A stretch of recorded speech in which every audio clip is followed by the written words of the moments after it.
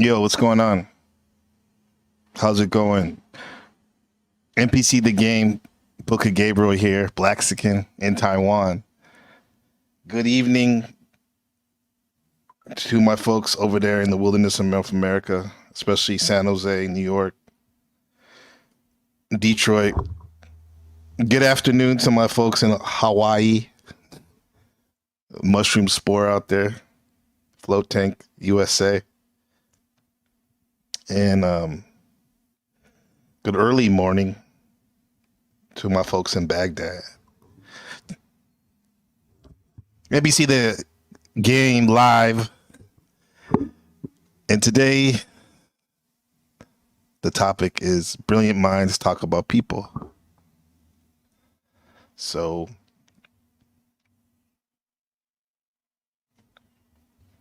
why do small minds discuss people, average minds discuss events, and great minds discuss ideas?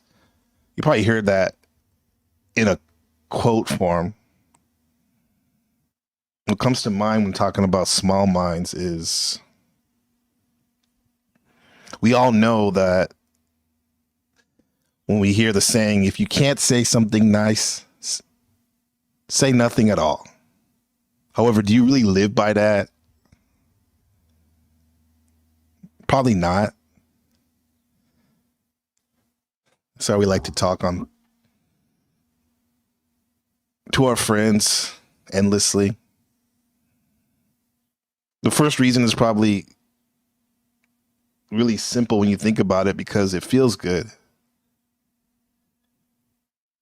So when a person knows something about someone else that no one else knows, aka a secret or the inside scoop, they immediately get a burst of dopamine. And the poop socks love dopamine because it's a surge of pleasure that gets them out of their normally miserable existence. What is it? It ain't all misery. Not like our acquaintance Stephen the King says. This is a hell we're living in. Some of the people say over there in the subreddit Prison Planet that this is a penitentiary for souls in which inorganic beings eat off our misery and pain and negative emotions. And then when you die, they believe you go back into the recycling bin when you go through the light back into the prison planet, the animal farm to be harvested. But come on, bro. That's that's a poop sock peasant way of looking at things. The way I see it. And that's why maybe some of y'all love that dopamine burst, because it's a surge of pleasure. Now, reason number 2, you may enjoy discussing people and talking about secrets is, although you may promise not to share the secret with anyone else, a lot of people do it anyway. And they experience the least amount of chemical that's similar to pleasure, which is oxytocin. The person that they told the secret is receiving the dopamine, and the cycle continues. And then the serotonin may also be released in some cases if the person feels a sense of superiority for knowing that secret.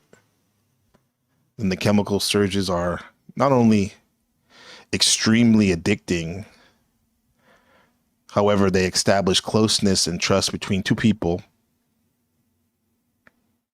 once the information is shared. And this feeling literally does nothing for the brain, scientifically speaking, as it's not stimulating enough. Meanwhile, you're not creating new pathways and neural corrections from those connections, or at a minimum. Hence, your little small mind. And over there in Machine Lines Discord, Hank brought up a good point when I posed that question. Is the saying, small minds discuss people, average minds discuss events, and great minds discuss ideas, is that still relevant? Does it still hold weight? Does it still stand up today? And the reason, and Hank brought this video, it actually spurred me to kick this idea around from a couple days ago. I found it even before Hank shared it. So this is why today's chat is about brilliant minds talk about people. And we're going to go over some Nietzsche, some current event. Midwest teachers are OnlyFans models.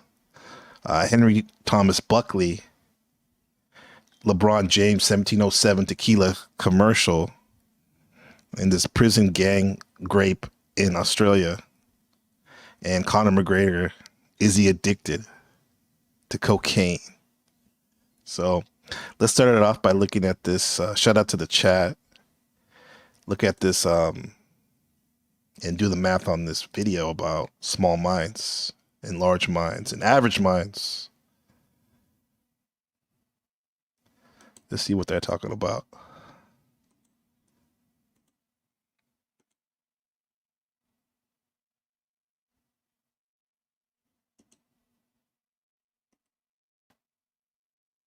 This quote originally appears in a 1901 autobiography by Charles Stewart. The autobiography discusses his childhood in London, and the quote in question isn't Stewart's own thought. It's a transcript of something he'd heard spoken by Henry Thomas Buckle. Henry Thomas Buckle was a scholar of history who would sometimes come over for dinner. Stewart writes, quote, So this quote that gets attributed to Eleanor Roosevelt, the former first lady, Socrates through Aristotle, is actually written by Henry Thomas Buckley in his memoirs autobiography when he was discussing a frequent dinner guest to his family. quote, his thoughts and conversation were always on a high level, and I recollect a saying of his which not only greatly impressed me at the time, but which I have ever since cherished as a test of the mental caliber of friends and acquaintances. Buckle said, in his dogmatic way, So, yeah, it's a litmus test to see your friends. And this guy that said it, that Buckley's writing about, he was always thinking about higher thoughts, thinking about big ideas. men and women range themselves into three classes or orders of intelligence. You can tell the lowest class by their habit of always talking about persons, the next by the fact that their habit is always to converse about things, and the highest by their preference for the discussion of ideas. Yeah, like we had in the intro, the class of intelligence. You can tell the lowest class by their habit of speaking about persons, right? Keep talking about secrets and gossiping.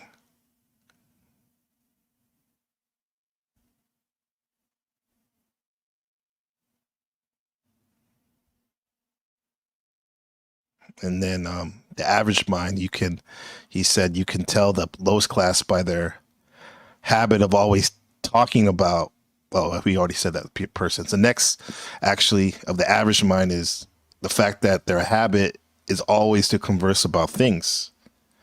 This is like when we get into the Nietzsche era of we could keep it YouTube, like YouTube,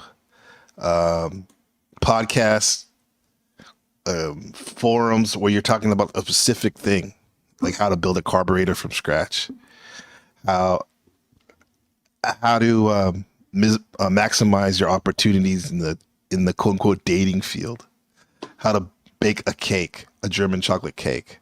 Those are talking about things. People aren't talking about people necessarily. The average mind, because when people discuss events, or events too, because when we discuss events, there's an element of objectivity. We're looking for facts, figures, and occurrences, and sometimes that is something that we read about, experienced, or heard from someone else. It may still release some of the chemicals that are released when they talk about people. However, now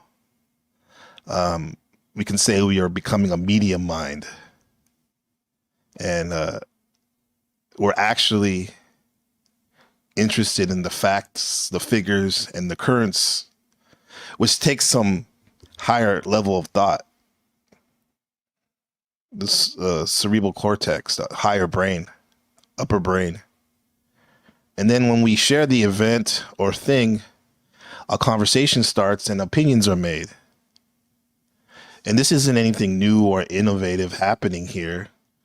The person is simply providing his or her own opinion based on the fact that they already know what we're talking about. Meaning the brain is using information that it has already experienced. So fewer neurons are used. And shout out to the chat. Give me a what's up when you're in the chat.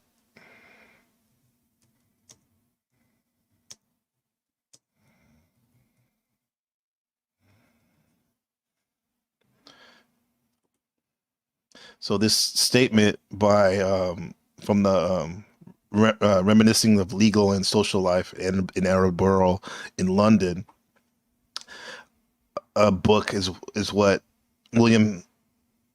Henry William Buckley was writing about this statement, a guy that said about the small minds, the average minds, and the great minds. End quote. Stewart adds as a kind of comment on this, quote, the fact, of course, is that any of one's friends who is incapable of a little intermingling of these condiments would soon be consigned to the home for dull dogs. End quote. So, and this, I think it's Stewart. I thought it was Buckley. Henry Thomas Buckley talking about this. So, anyway, he was speaking about the dude that used to come to dinner, and he added the caveat about the fact, of course, is not that any of these one's friends who were incapable of a little intermingling of these condiments or ideas. If you only spoke, for example, if you only spoke on high subjects or even gossip, lower subjects, you'll be boring. You'll be that of a dull dog, as he says. And obviously, he didn't like dogs. And Tommy in the chat, shout out, Illuma Tommy, he'll probably agree with me that a lot of dogs nowadays are more interesting and probably can have better conversation than most of you plebs. He said he only drops N-word in towers. Well, as long as you don't do it against me or mine, bro. Let's say. Tommy was the comment. I think you have your highest mind, but still can do all lower minds. Yeah, for sure. That's something that you have to be able to do in order to keep people's attention. People get offended, like some of these creators in the panelverse and beyond. Like if you say, I'm entertaining. Like one of my friends got on Andrew Wilson when he called himself an entertainer.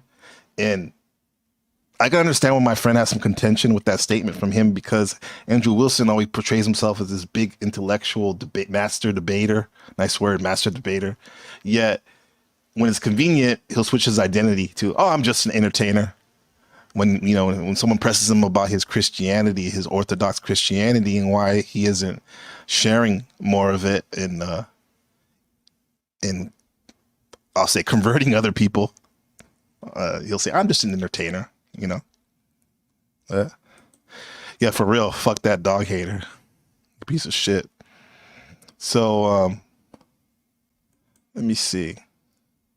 But I guess what he's saying, though, is like, yes, it's good to, speak on the higher subjects and whatnot. However, if you can't mingle and weave higher, medium, and lower thoughts, talking about persons, events, and your philosophy on life, like if you can't merge that and integrate it, you're fucking loser and boring, right?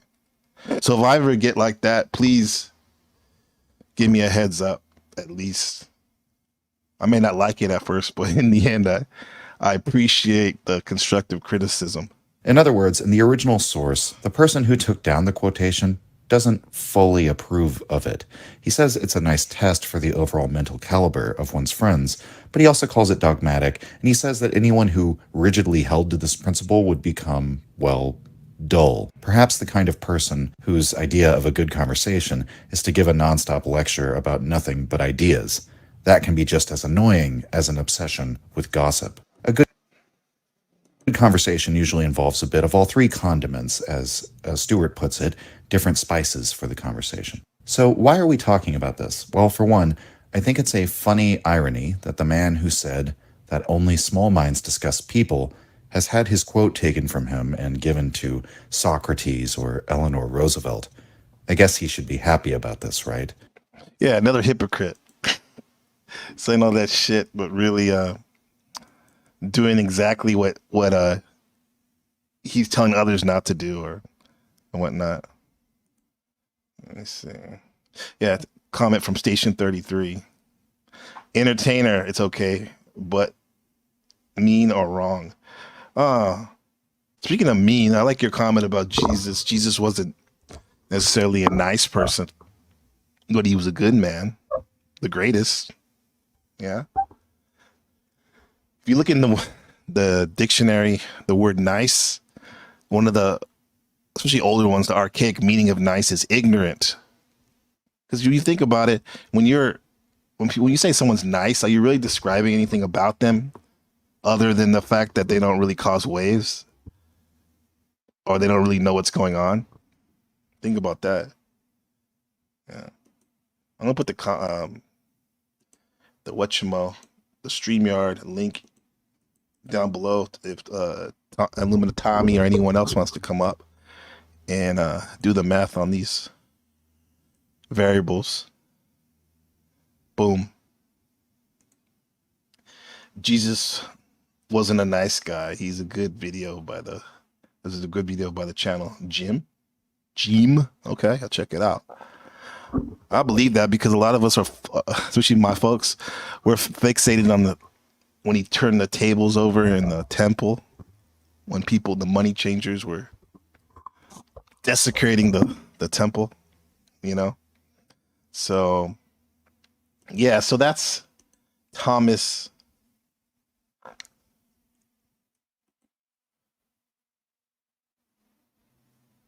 Okay, check it out, Gene.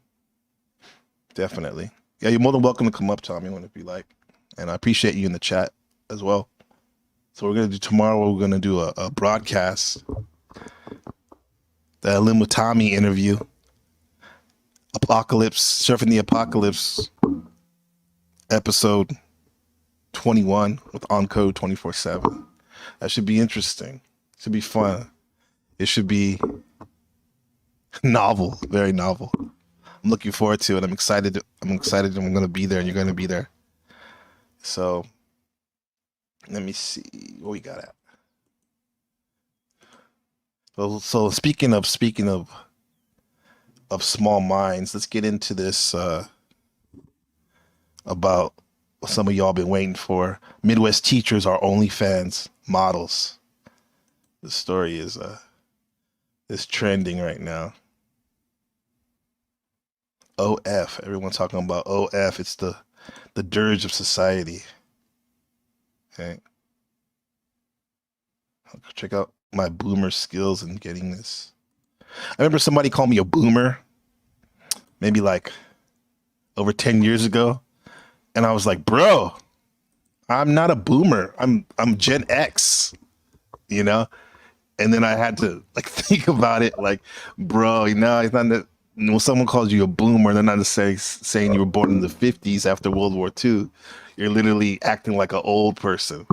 You know, I'm like, aha. Yeah. Okay, enjoy your food, man. No fasting today. All right. Let's hear about this.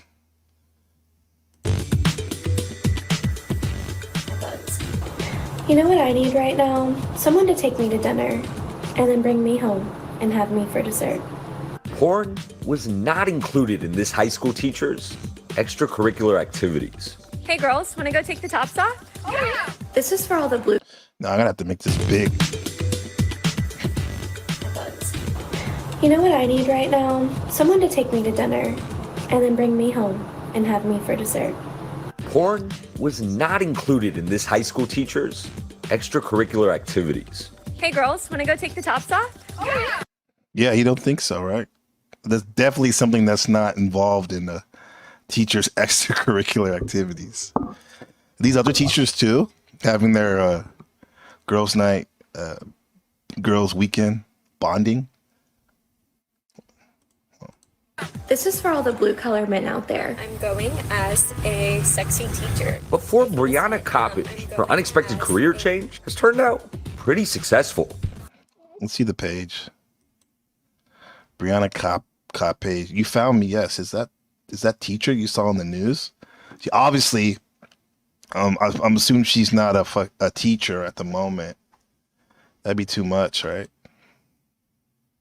That'd be way too much. Too much conflicting activities going on. Change has turned out pretty successful. I made several like $100,000 in the first month or so. Several $100,000. Yeah. Bro, several $100,000. How much does a teacher make a year? The average teacher in America. Average teacher.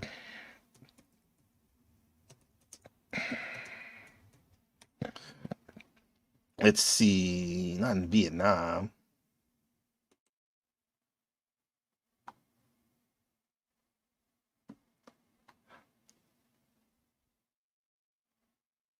Well, in Taiwan, that's 72,000, but that's NT divided out by 30. teacher's salary, let's say in California, my home state.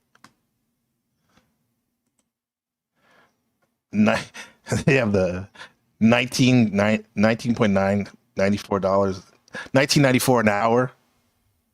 So as of 2024, the average median salary of the state of California of a public school teacher was $95,160. That sounds like a lot, but the cost of living is very high nowadays, I think. Shout out to Chris. What's up, bro? You like that, huh? I showed the page earlier, so in case you want to subscribe to my channel if you like. I'm not endorsing necessarily other than talking about this teacher's OF, though. That's up to you. So like multiples of what you were making before. Oh, yeah. Multiples. I keep hearing like these sexual innuendos. Yes. In the last year, I made about 2 million. So 2 million, bro. She got that pump, her arms. She be working out. That couch, bro, sitting on with the Vans on, literally probably has spew on that shit. Take a black light to that. See what he comes up with. 2 million? Mm-hmm. You're not going back to teaching. no. So this is the studio. Yeah, this is where I work during the day. She got pillows. Teacher. She's really pushing that teacher. Where the magic literally happens. Right? OnlyFans. The Can you imagine if like exclusive subscription. a man will be able to do this? Like, hell no. But you know what though? The thing about it is, hey, if she wants to do it, do it. And people get so butthurt. Like, man can't, like, the woman can get away with it, but the man can't. And that's just the way it is. See how you can navigate that into your favor, though. You know, I'm sure there's some things that, in general, that men do that women want to do as well. Only men do what women want to do as well. So anyway, comment from Chris. I'm just in a good mood because Tommy is here. Okay, no, that's good. I'll take that, man. I'm not gonna say what about me. As long as you're here, that's all good, bro. Or sis. Subscription-based platform has become a full-time job for Brianna. Bro, she got a 8 off-road vehicle looking like a Fortnite truck. 4-wheeler? Is this from OnlyFans money? It is. Not bad. OnlyFans money. Look at that property too. Is that a BBL hair extensions? I don't know. Whatever it is, she bought it. Last fall, Brianna It's hers now. St. Clair Bulldogs. That looks like the Gonzaga logo.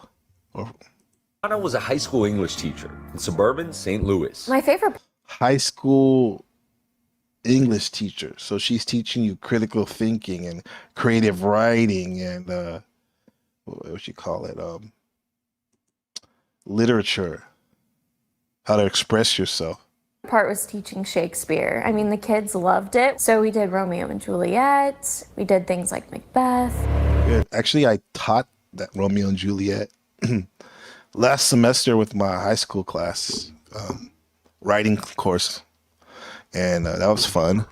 It was nice that the book we had, it had a contemporary language on the other side of the page of the Shakespearean writing. So it made it a lot more accessible.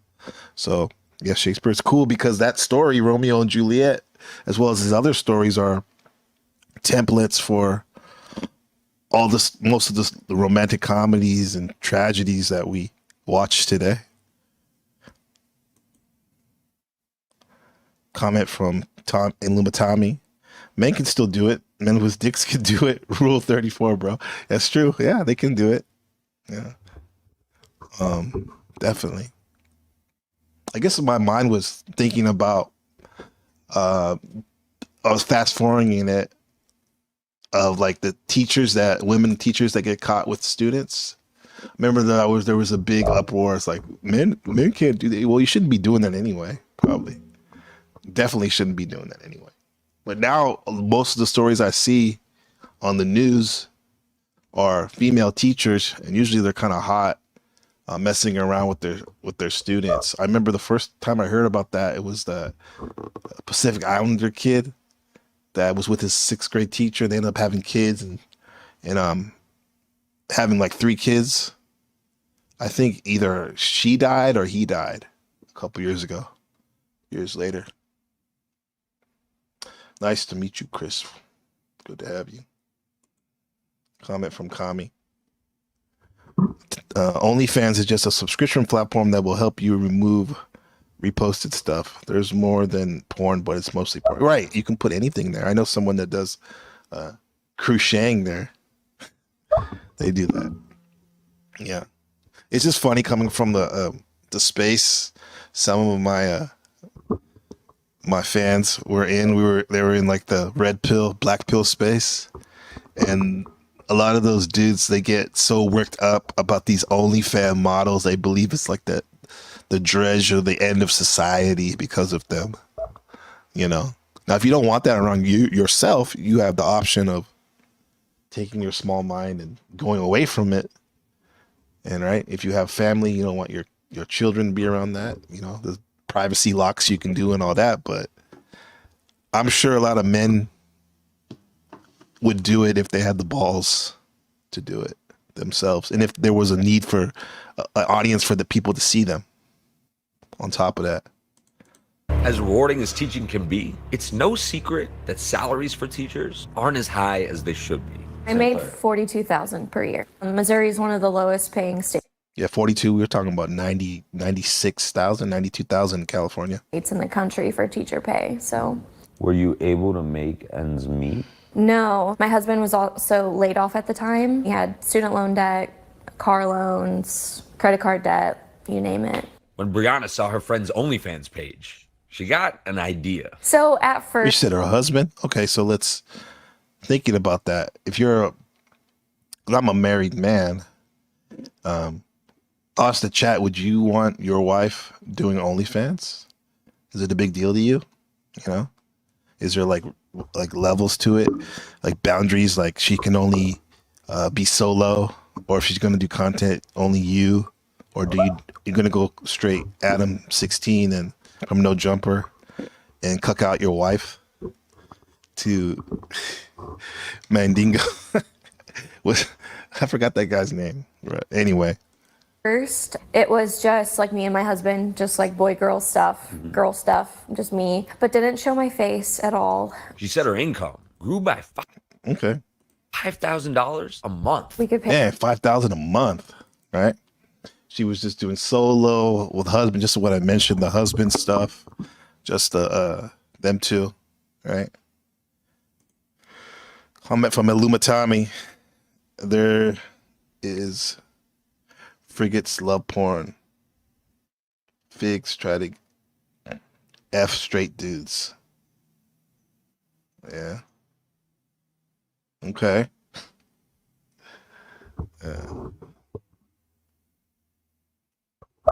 Then what they say, gay for pay type of shit. Comment from Illumitami. I thought Nightline was another porn site she was on.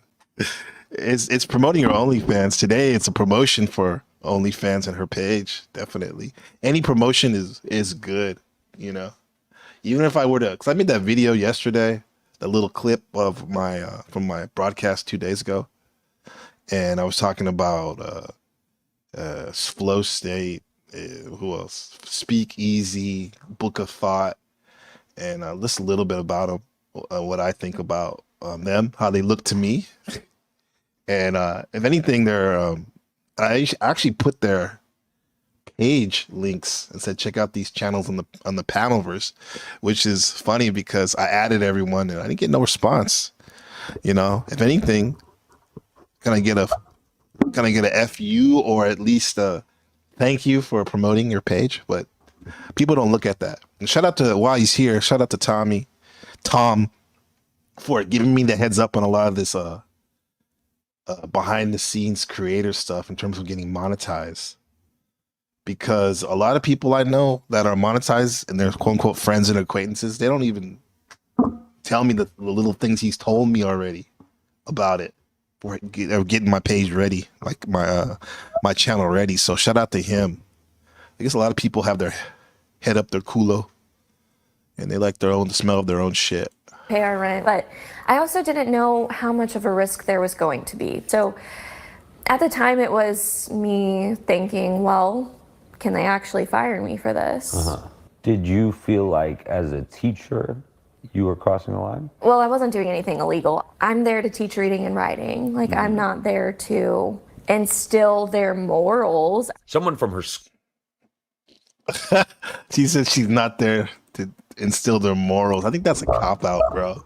I guess technically she's there to teach reading and writing and arithmetic, all that. But you're literally teaching them how to cultivate their philosophy of life, how to navigate this world we're living in, and you do that by conduct and social interactions and telling them, what's right and wrong.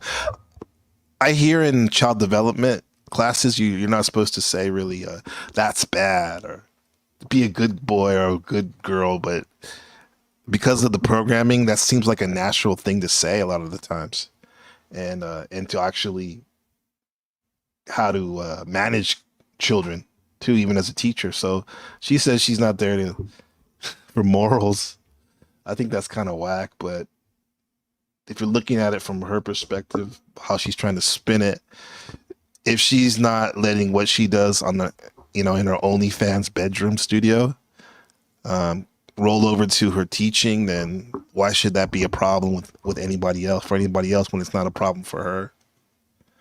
All because in the end, all they're going to be doing is talking about her. Some people will say that's having a small mind. school suspected that a woman hiding her face in a video was Brianna. My husband and I started hearing rumors around our town, and I was like, I guess I need to tell the school. I just started kind of panicking, and then someone called and reported. Better for her to tell first, or either way they're gonna find out. So these comments in the in this video are funny. It says my uncle always said I just needed 1 million people to give me $1 and I'd be a millionaire, right? And someone else said, Joe Rogers 7129 said she would have been able to get rich. She wouldn't have been able to get rich if she wasn't for all you damn simps. It's always the simps, man. People throw that word around, but I can see how people would see OnlyFans subscriber as a simp, but everyone has their needs, right? Morrisam said, our society is trash now, right? More simp comments. Reported it to the school. OnlyFans has more than 3 million creators pulling in over $1 billion a year. Some earning the kind of income that makes traditional jobs look wildly underpaid. And I put on these leggings. While Brianna seems like the typical creator, income that makes OnlyFans, $3 million, 1 billion plus, damn. traditional jobs look wildly underpaid. And I put on these leggings. While Brianna seems like the typical creator, young, female, and attractive, a wide variety of desires can be fulfilled on the site. Consider 63-year-old Joe Gao, winding down a 16-year career as chancellor of the University of Wisconsin La Crosse. We felt a little more liberated, if you will, and just thought, let's experiment and just see, would anybody be interested in these I thought he was going to be wearing a dress. videos? For 10 years, Joe and his wife Carmen Wilson have been making pornographic videos. So Joe is like, well, I don't know how to ask you this, but how do you feel about porn? I'm like, yeah, I'm okay with porn. So over the course of 10 years, She's very happy, very happy. Maybe she was bored in her relationship, being married for so long. how many videos do you guys think you recorded? It's right around 20. And this was not for public consumption. No. However, late last year, the couple started uploading their content to an OnlyFans account titled Sexy Happy Couple. Not many people subscribed, so they tried a free site. I didn't expect it to get out in kind of the explosive way that it did. And there's so many, millions of videos to watch on the free sites. How would we even get noticed? Well, We did quickly. Part of that new audience, people who could control Joe's future. I get this email from the legal people, and then they started, we've heard that you have these videos, is that true?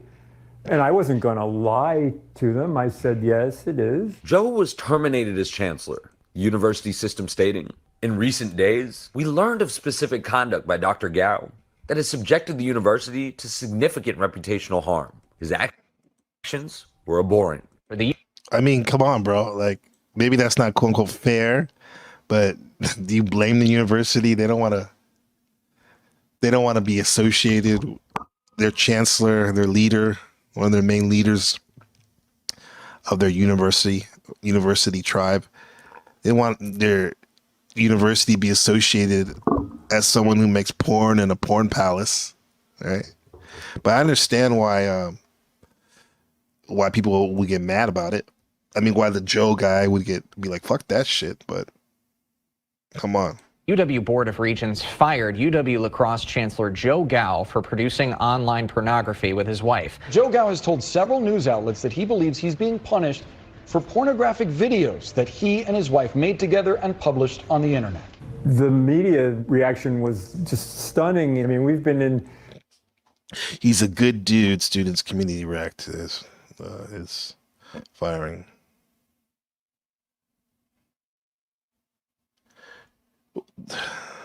Several British papers. We were in the Economic Times, which is the largest paper in India. Like maybe read. Despite being fired from his job as chancellor, Joe expected that his... Notice those Indian papers and in YouTube channels and stuff.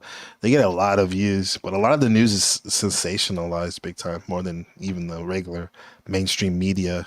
tenured teaching position in media studies will be safe. It wasn't surprising when they said you can't be chancellor. Yeah. But we're going to go after you as a tenured faculty member. Wow, that's new. I see you all are live streaming. A hearing was held in June to decide Joe's fate as teacher. Yes, my wife, Carmen Wilson, and I created a series of sexually explicit videos and books. We did so on our own time, using our own money. Interim Chancellor Betsy Morgan, who took over after Joe testified. I had people email me and say, I am embarrassed to have UWL as a former place of employment. How has it damaged the university's reputation? We don't want to be known as Porn U. We want to be known for the quality of our academic programs. Just what I said. They don't want to be known, as my good friend Chema would say, making porn in the porn palace. Others at the university had issues. You can still be free to do what you want to do, but there's consequences. With Joe returning to the classroom. That is not the place for him to talk about what was their name? This what is this? Secret mysticism. Linda Dickmeyer, professor, University of Wisconsin, La Crosse. What he does with his hobby. Do you want Dr. Gao, Professor Dickmeyer, teaching in your department? I do not want Dr. Gao to teach in our department. After the hearing, the university releasing a unanimous decision to dismiss him for unethical conduct. Unethical conduct can be very vague. They probably have their rules for staff, as well as anybody and students and anyone that works for the university. Joe vehemently disagrees with the evidence and the arguments of the university. But what is indisputable is that UW La Crosse has not experienced substantive negative effects. As we've heard, enrollment is stable, the budget remains balanced, and donations continue to flow in. Hanging in the balance, a health insurance benefit. If you try to stick around and we fire you, you lose that benefit. They estimate that benefit's worth $313,000. He says if he walked away willingly, he could keep the benefit, but choosing to fight, he risks losing it. His appeal could needs to go all in. Maybe think about going all in and get off that free porn site, or now you can hire me as a consultant, Joe, former Chancellor Joe. I would tell you to keep your videos on the free site, but hit up the OnlyFans for your super fans. They can hit it. They can see you over there. Limit your exposure on the free sites, but just to get the word out. But you want to funnel people into your OF, right? and make that exclusive and make your shit pop off. Right? So they did all this for nothing. They're not even getting paid more. The other lady, I don't even know if she got fired from her job or just quit from being embarrassed. But either way, she's not a teacher anymore, I don't think, and she's making, what'd she say, $200,000 a year or a month. That's crazy. These people are making these pornographic film because they're freaky deaky. That's what they enjoy to do, right? But they're not getting any money out of it. Just like this YouTube. After a while, you want to get some money from your time. It doesn't make you any less serious or authentic if you get money for something you're investing time in. When you get your car fixed, the most expensive thing, other than the parts, is your labor, your time that the mechanic puts in. Time is money. Money is time. Be heard later this month. Why die on this hill? Well, what else am I going to do? Make more porn. That's the closet. Yeah. Do you have any favorite pieces you want to pull out? Like this one's pretty cute. Most of it's pink, as you can tell. Like Joe, Brianna's story was a media sensation. A Missouri high school teacher is on leave after leaders discovered her profile on an adult. On leave, right? What is that? $33 for 3 months. It's like $10 a month. Wow, you get 5,000 subs, and you're living pretty good, eating good. Website called OnlyFans. You know, seeing my name and my face in every news article around the world was like a huge shock to me. But she realized most believe teachers should not be making pornography, even outside of the classroom. So Brianna quit shortly after she was outed. From a moral perspective, teachers should Face in every news article around the world was like a huge shock to me. But she realized most believe teachers should not be making pornography, even outside of the classroom. So she said she realized that most believe, not necessarily what she believes, but most people believe you shouldn't be, fucking on film and sharing it with everybody, right? As a teacher. She probably doesn't believe that. She probably believes it's okay, but she realizes that other people believe it. Chancellor maybe doesn't believe that. Brianna quit shortly after she was outed. From a moral perspective, where do you sit on all this? I personally, would not have a problem with it as long as they were not like bringing it to school, talking to my kid about it. You think you should be able to teach still? I do, yeah. Even though this is a life far from the classroom, Brianna has come to embrace it. Any regrets? No, I don't have any regrets. Yeah, so with her doing that, she was smart enough to know that even though she may want to do it, that other people, that's not going to be cool for them, with them, right? She saw the writing on the wall. She's an English teacher. Mm-hmm. Yeah, you guys left really quick, huh? Well, to circle back, let's go on this Nietzsche about this, just to reset. Great minds discuss ideas. Average minds discuss events. Small minds discuss things. Do you agree or disagree? Well, yeah, for sure, but brilliant people discuss all those things. Right? Let's hear Nietzsche's point of view. Good old Friedrich Nietzsche.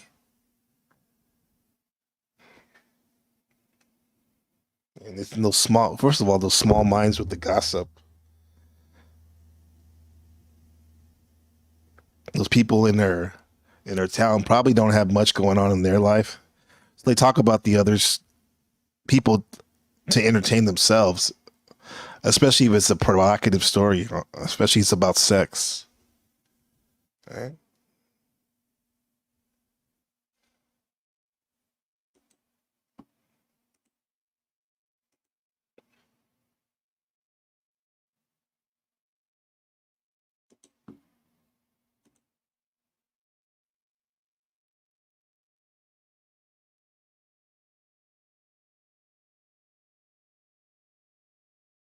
There we go. His ideas, rather than the person who said the ideas. But on a little further reflection, the other thing that is somewhat interesting is that Buckles' quote about the highest classes of intelligent people discussing ideas instead of people, well, this quote discusses people. The subjects in the quote are 3 different types of people, and the conclusion is to categorize them. In short, Buckles' paradigm here is useful insofar as we want to understand the kind of person that we're talking to. Buckles' quote is an evaluation of different human psychologies. I'd like to look at Buckles' idea a bit critically here. Speaking of psychology, that's all people's affairs. So if you're dwelling in the avenue of psychology, you're definitely going to be talking about people. And we're going to do it with the philosophical approach of one of the most important and infamous philosophers of the 19th century, Friedrich Nietzsche. And while it is rarely discussed as one of Nietzsche's central ideas, one could justifiably argue that Nietzsche's method seems to proceed as almost the reverse of Buckles' famous dogma. What do I mean by this? Well, Nietzsche's profound claim at the end of chapter 2 of Beyond Good and Evil is that, quote, psychology is the path to the fundamental problems, end quote. In the old days, it was often said that theology was queen of the sciences, that one ought to begin in... Yeah, that lazy-eyed motherfucker, archbishop right there in the middle. Crazy. So back in the day, theology was king in terms of higher thought. Theology, doing the math on God, as we say, right? That was the highest level of thinking you could do. Theology was the medium for that. Some of these panel verses, that's still the case when they're literally, probably for 70% of the time, they're talking about Christianity and God. I think the only person that speaks about Islam really is Machine Lies. And the search for knowledge from the position of metaphysics, from an understanding of the ordering principles of the universe, which were thought in Christian Europe to be best studied by studying the Bible. Okay, so back in the day, it's a top down, thinking about the metaphysics, how things were created, how things were in motion, the meta, what's behind the physical, what was motivating the physical. Nietzsche's whereas psychology puts you from the ground up, so below as above, checking out what's in your mind and your head, what you're thinking about in order to give you a heads up to what's really going on. Inversion of this saying is his proclamation that psychology ought instead to be the queen of the sciences, that we should begin our search for the truth by first understanding the human mind, both our own and the minds of those who have advanced previous truth claims. That sounds pretty based right there, right? Because the other stuff might be above somebody's pay grade. They might not be able to relate, thinking about how the stars were created and whatnot, and what the Most High had in mind, right? Nietzsche lays out this methodology in Beyond Good and Evil in the very first chapter, in section 6. Quote, gradually, it has become clear to me what every great philosophy so far has been, namely the personal confession of its author and a kind of involuntary and unconscious memoir. Also, that the moral or immoral intentions in every philosophy constituted the real germ of life from which the whole plant has grown. So gradually it has become clear to me that what every great philosophy, that means your religion, so far has been, namely the personal confession of its author, his vlog, and a kind of involuntary and unconscious memoir. Right, because if you think about existentialism and Kant, you're kind of looking at Kant's head. If mind is everything, like the Egyptians used to say, then his ideas in his head, manifested through philosophy, is a memoir, is a blog about what's going on in his life. Also, that the moral or immoral intention in every philosopher, what the philosopher thinks is good and evil constitutes the real germ of life, which the whole planet has grown. Okay? That's the drama. That's the drama that people like. the moral and the immoral intentions. This is why shows like Days of Our Lives, Young and the Restless, Korean dramas are all very popular, because you're seeing the moral and immoral intentions of each character played out in real time, right?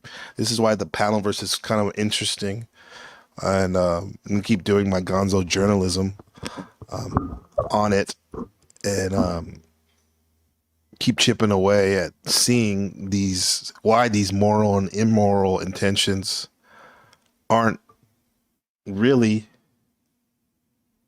acknowledged in people's actions, right? They want to project them on somebody else. Indeed, if one would explain how the abstrusest metaphysical claims of a philosopher really came about, it is always well and wise to ask first, at what morality does all this aim? Yeah, because what's the point? Yeah. When you tell a story, if it doesn't have a point, but it has this fluffy detail in it, long-winded synopsis, if it doesn't have a point, you're wasting my time. What's the morality? What do you think is good and evil? That's more usable. That's a good judge where you can judge someone if they're really a truth teller. End quote. In other words, the most abstract concepts that seem to be so far up high in the realm of ideas, so far above personal and interpersonal concerns, we have to remember that these ideas still come into being in the physical brain, a physical brain within a physical body. Right. You can have the highest thoughts and the greatest map of what you think is really going on, but if you can't relate it to what's going down here on Earth, and you're missing the point. You're missing the mark. You might even be sinning to some folks, but by not getting to the point. Thoughts are a product of one's physiology and are driven by dozens of unconscious impulses, drives and motivations that the person thinking the idea might not even be aware of. Therefore, the claim is not that the philosopher may be attempting to consciously deceive, although this might certainly be included, but rather that his ideas constitute an involuntary, an unconscious confession of his inner aims. The philosopher doesn't even know he is doing this. Nietzsche finishes. Yeah, I would hope to think that they would know, because they're supposed to be some of our greatest minds that put the paper to the pen, put it on wax, as I say. But maybe they didn't. And maybe if they did, they would have chose their words even more carefully. But everything you say, you could take this broadcast and play it back and probably pick out parts of my life and paint a somewhat accurate picture of what's really going on. That's the whole point, is when you want to have someone try to figure out where you're coming from, right, as they say. But anyway, yeah, we tell on ourselves constantly. Even if you're trying to hide something, you speak long enough, it's going to come out. Out his passage in Beyond Good and Evil with this striking claim, quote, "Accordingly, I do not believe that a drive to knowledge is the father of philosophy, but rather that another drive has, here as elsewhere, employed understanding and misunderstanding as a mere instrument." Here as everywhere, employed understanding and misunderstanding as a mere instrument. Right. That is the true knowledge, if you understand something. What does Supreme used to say? He used to say, "Do you understand it? Did you eat up? Did you eat up the information that came up? Did you use critical thinking to measure what's really going on and then spit it out, or shit out what you don't need? You're really understanding what's going on?" End quote. This is one of the main philosophical threads that runs throughout Beyond Good and Evil. The assertion that the will to truth, as Nietzsche calls it, is not the primary motivation of human life, but merely a form of the will to power. Will to power. So people that say, I want truth. All I care about is the truth. That's all I care about, the truth. Is that the truth? Or is the truth the fact that you say that and your need for the truth is a byproduct of your real motivation? which is to get power over people and situations, power over yourself. Power, bro. That's what moves, right? Don't be afraid of it. And if you are, I mean, somebody might call you a pussy, but if that's your lot in life, that's you. Own it, I guess. But power, bro. So every time somebody says truth, I care about the truth, I'm a truther, I'm going to start thinking, maybe is this person, should we actually call them powerers? Powerers, right? Power ups. Human beings, as physiological creatures, are animals that evolved in an indifferent universe of clashing forces. Quote, clever animals that invented knowledge, end quote. In some remote corners of the universe, there was once a star on which clever animals invented knowledge. Yeah. Don't get it twisted. That could have been some of y'all. Right? Clever animals, they use mouth noises in order to build and destroy civilizations. There is no mechanism by which nature would select for beings that know the truth. Rather, the truth would be selected for to the degree that it is a source of power. That is to say, to the extent that knowing the truth helps us propagate ourselves and to survive. Because we do not have a drive to seek the dispassionate, disinterested truth in Nietzsche's view, he sees all of philosophy, all of our great ideas about reality, as reflections of a physiological reality. In other words, as the French philosopher Gilles Deleuze said while interpreting Nietzsche, we always have the beliefs that we deserve according to who and what we are. The central question in Nietzsche's work, therefore, is not... Yeah, when people say, this is not fair. I hear my son say that a lot, Ben.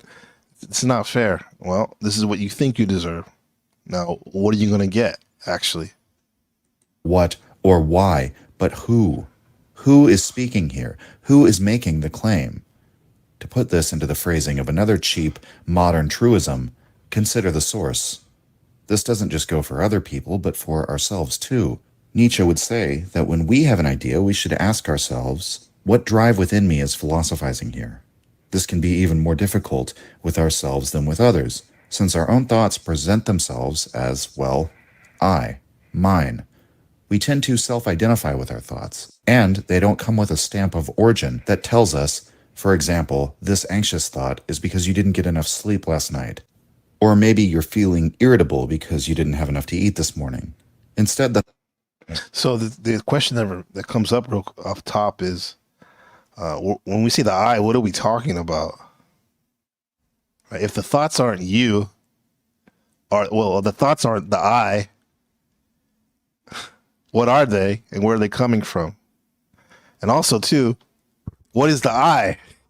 This is when we need to have a conversation with Annapurna on next week on the 20th, I think the 26th.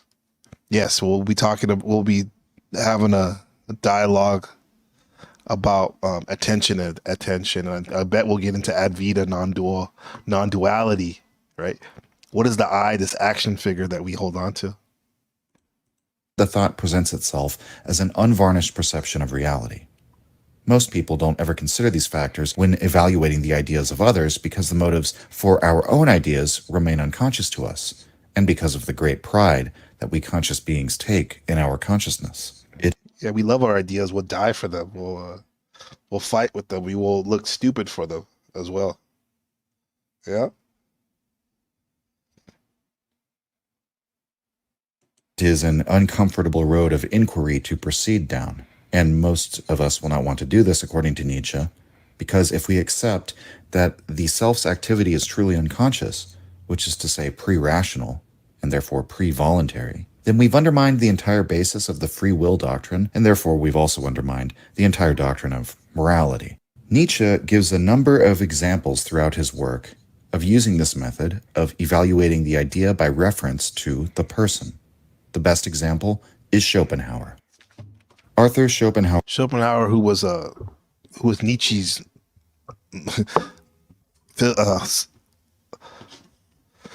intellectual mentor. His philosophy is pessimistic. He believes that no lasting happiness is possible in life because our desires can never be adequately and finally satisfied. Either that sucks if your mantra is I desire, like Scorpio energy is.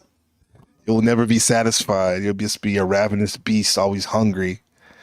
Similar to No Face and Spirited Away, always wanting more and more and more. they go unfulfilled, or new desires emerge as soon as the old ones are sated.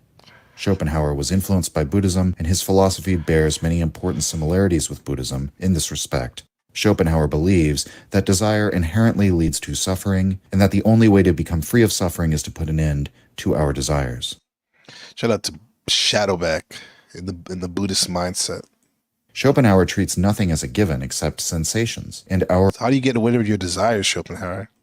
representations of those sensations. From his perspective, it is not a given to say that there is a material world, for example, a world of objects. Rather, that so-called world of objects is our representation, a creation of the intellect.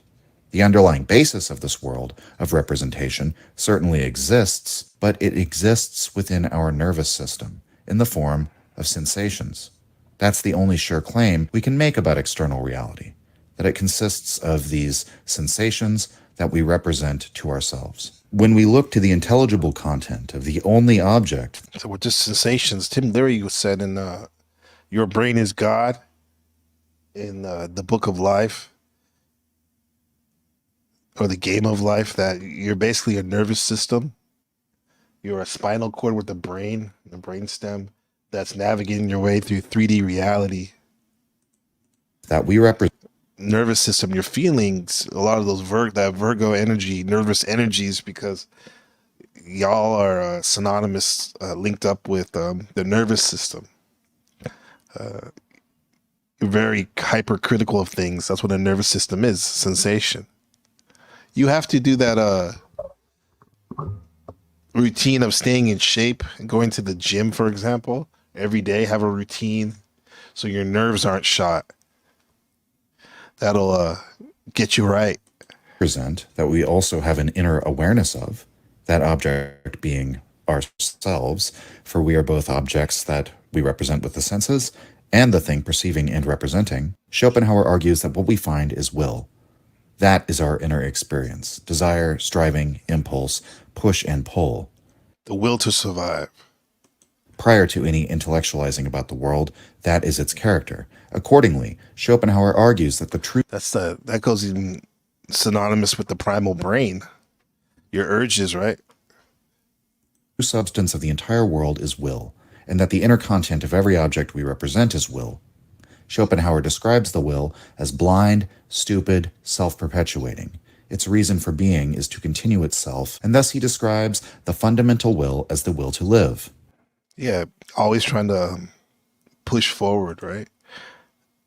The urge to merge. If the goal is to liberate oneself from desire, therefore, how would that become possible if we ourselves, and in fact everything in the world, are made of desire, so to speak, if what we really are is will? It is through the faculty of the intellect, through the faculty that does the representing, that we can have a taste of liberation from the will. One method Schopenhauer suggests: go up to the attic of your frontal cortex, right? Your critical thinking, instead of being your root brain, your primal brain, being drawn by, as Schopenhauer would say, your lust. Is aesthetics. Desires. Aesthetics? Yes, aesthetics. Bodybuilding. Interior design. Tattooing. Liberation through art. Schopenhauer argues that in aesthetic contemplation, we can temporarily lose ourselves and commune with a world of pure representation. We're doing that all the time. Imagine doing it as a creator, too. Literally painting, learning how to paint those landscapes. Schopenhauer said that the highest form of painting was achieved by the Dutch still life painters. To explain all of this in a very nice metaphor, therefore, when you contemplate the form of the apple in a Dutch still life painting, or the form of a flower, you are contemplating pure representation. You have no will driving you to or away from the form that you contemplate. Yeah, it's just a straight copy, no emotion. Aquarius full moon yesterday. Taking away the emotion, and you're dealing in pure intellect, into pure raw substance of what that is right there. That looks like a picture. Somebody took a picture of with their camera phone. No, somebody painted that. The Dutch realists are sick. Very realistic. Shout out to the Dutch. Poot and Dimitri, Justin, the Wanking, aka the Wanking Wizard. Enjoy your holiday in España. You don't want to eat the painted apple, in other words. It is not an object of your hunger, not an object of your desire. Similarly, if a painting were to depict a beautiful woman, the goddess Venus, for example, it can serve as an image of the feminine without literally being the object of our physiological desire for sexuality. Aesthetics for Schopenhauer, art, is valuable to mankind because it allows the faculty of representation to create a world that is not the object of our will. And thus, is that the higher mind? Schopenhauer says we can achieve a state of will-less contemplation. And over a long period of time, through this and other means such as meditation, one can weaken and eventually negate their own will to live. Schopenhauer argues that this is the goal of spirituality, of all the world's religions, the overcoming of the individual willing self and a state of desireless contemplation of the world. And because the entire world is will, this means that one can gain liberation from this samsaric world by those same means. So contemplating the higher concepts of let me see that. Let me hear him say it again. The goal of spirituality, of all the world's religions, the overcoming of the individual willing self and a state of desireless contemplation of the world. And because contemplating the world, you're caring about the world so much that you don't really even care about the I, the action figure. You're so caught up in that. That sounds like non-dualism, one without a second. Sooner or later, the stories and narratives about other people, the gossip gets boring and not attractive to you. So you simply forget about other people's narratives and gossip. You almost even forget about yourself. You know, your narrative almost, because you're contemplating these higher concepts. That's a cool way to do it. You literally will probably float off this earth plane. There has to be a space for that, though. You can be an eccentric in Calcutta. You can be a Tibetan monk in Tibet or Nepal, meditating about and contemplating about the existence of all the trillions of sentient beings, and forget about yourself. You could be on 6th Street on San Francisco by Mel's Liquor, sitting on the street because you're ruthless, contemplating about, is this really the matrix I'm in? You know, if you forget is this I'm in, or just contemplating the point, what is the matrix? That's a higher concept. That's a different concept to escape from the I. The entire world is will. This is maybe there's some ninja watchers, but if anything, this is for you, Benjamin. This is my thoughts for you and yours. This means that one can gain liberation from this samsaric world by those same means. Now, at this point, one may wonder how exactly any of these very abstract and somewhat complex metaphysical and moral ideas could demonstrate Nietzsche's underlying insight, that we ought to look at these ideas as the personal confession of Schopenhauer. Well, if we consider the consequences of these moral and metaphysical positions, Schopenhauer comes to the conclusion that procreating is the worst thing a human being can do. It sounds like a Gnostic, because this world is so horrible. What's Schopenhauer's reason? Life is suffering. And life is suffering, right? Interesting enough, I don't hear the Buddhists say that they don't have children. Maybe the closest they get to is they're monks, but I know in Southeast Asia, a lot of times there's only a certain period of time in a man's life where they're a monk or a woman, either when they're young or when they're old, and then in between they have a family. Procreation creates new life, which creates new suffering. Sexuality, therefore, is truly a vice, as many world religions have decreed. Sounds like someone doesn't get any. They're copium. Lust is therefore one of the worst manifestations of desire, and Schopenhauer infamously called the feeling that one had after sex the devil's laughter. Directly after compilation, the devil's laughter is heard. It's the aha moment. Maybe that's his partner laughing at him because he was such a mediocre sexual partner. Post-nut clarity, as we say in modern times. But Schopenhauer takes this even further and argues that women as a gender are evil, as they are the objects of sexual desire. They tempt mankind to continue living, to continue pursuing, to continue procreating. Yeah, I guess if you were against sex and lust, you would hate women because women are the epitome of that. That's why we love them. With this, we're ready to consider Nietzsche's critique of Schopenhauer in Genealogy of Morals, essay number 3. He does not attack Schopenhauer's ideas by logically deconstructing them, but by exposing Schopenhauer, the person. Nietzsche. Okay, exposing not his ideas, but exposing him as a person, not the higher concepts of Schopenhauer's ideas, which maybe a quote-unquote great mind would do, according to the above quote. Right? No, he's going to base level. He's talking about the person, which people consider the small mind. But as we established earlier, a philosopher's real philosophy is when they talk about what they feel about life, their vlog, as we say, their memoirs, if you're an old school boomer. Nietzsche writes, quote, "Of few things does Schopenhauer speak with greater assurance than he does of the effect of aesthetic contemplation. He says of it that it counters sexual interestedness. He never wearied of glorifying this liberation from the will as the great merit and utility of the aesthetic condition. Indeed, one might be tempted to ask whether his basic conception of will and representation, the thought that the redemption from the will could be attained only through representation, did not originate as a generalization from this sexual experience. In all questions concerning Schopenhauer's philosophy, by the way, one should never forget that it was the conception of a young man of 26, so that it partakes not only of the specific qualities of Schopenhauer, but also of the specific qualities of that period of life. Listen, for instance, to one of the most explicit of the countless passages he has written in praise of the aesthetic condition. Listen to the tone, the suffering, the happiness, the gratitude expressed in such words." End quote.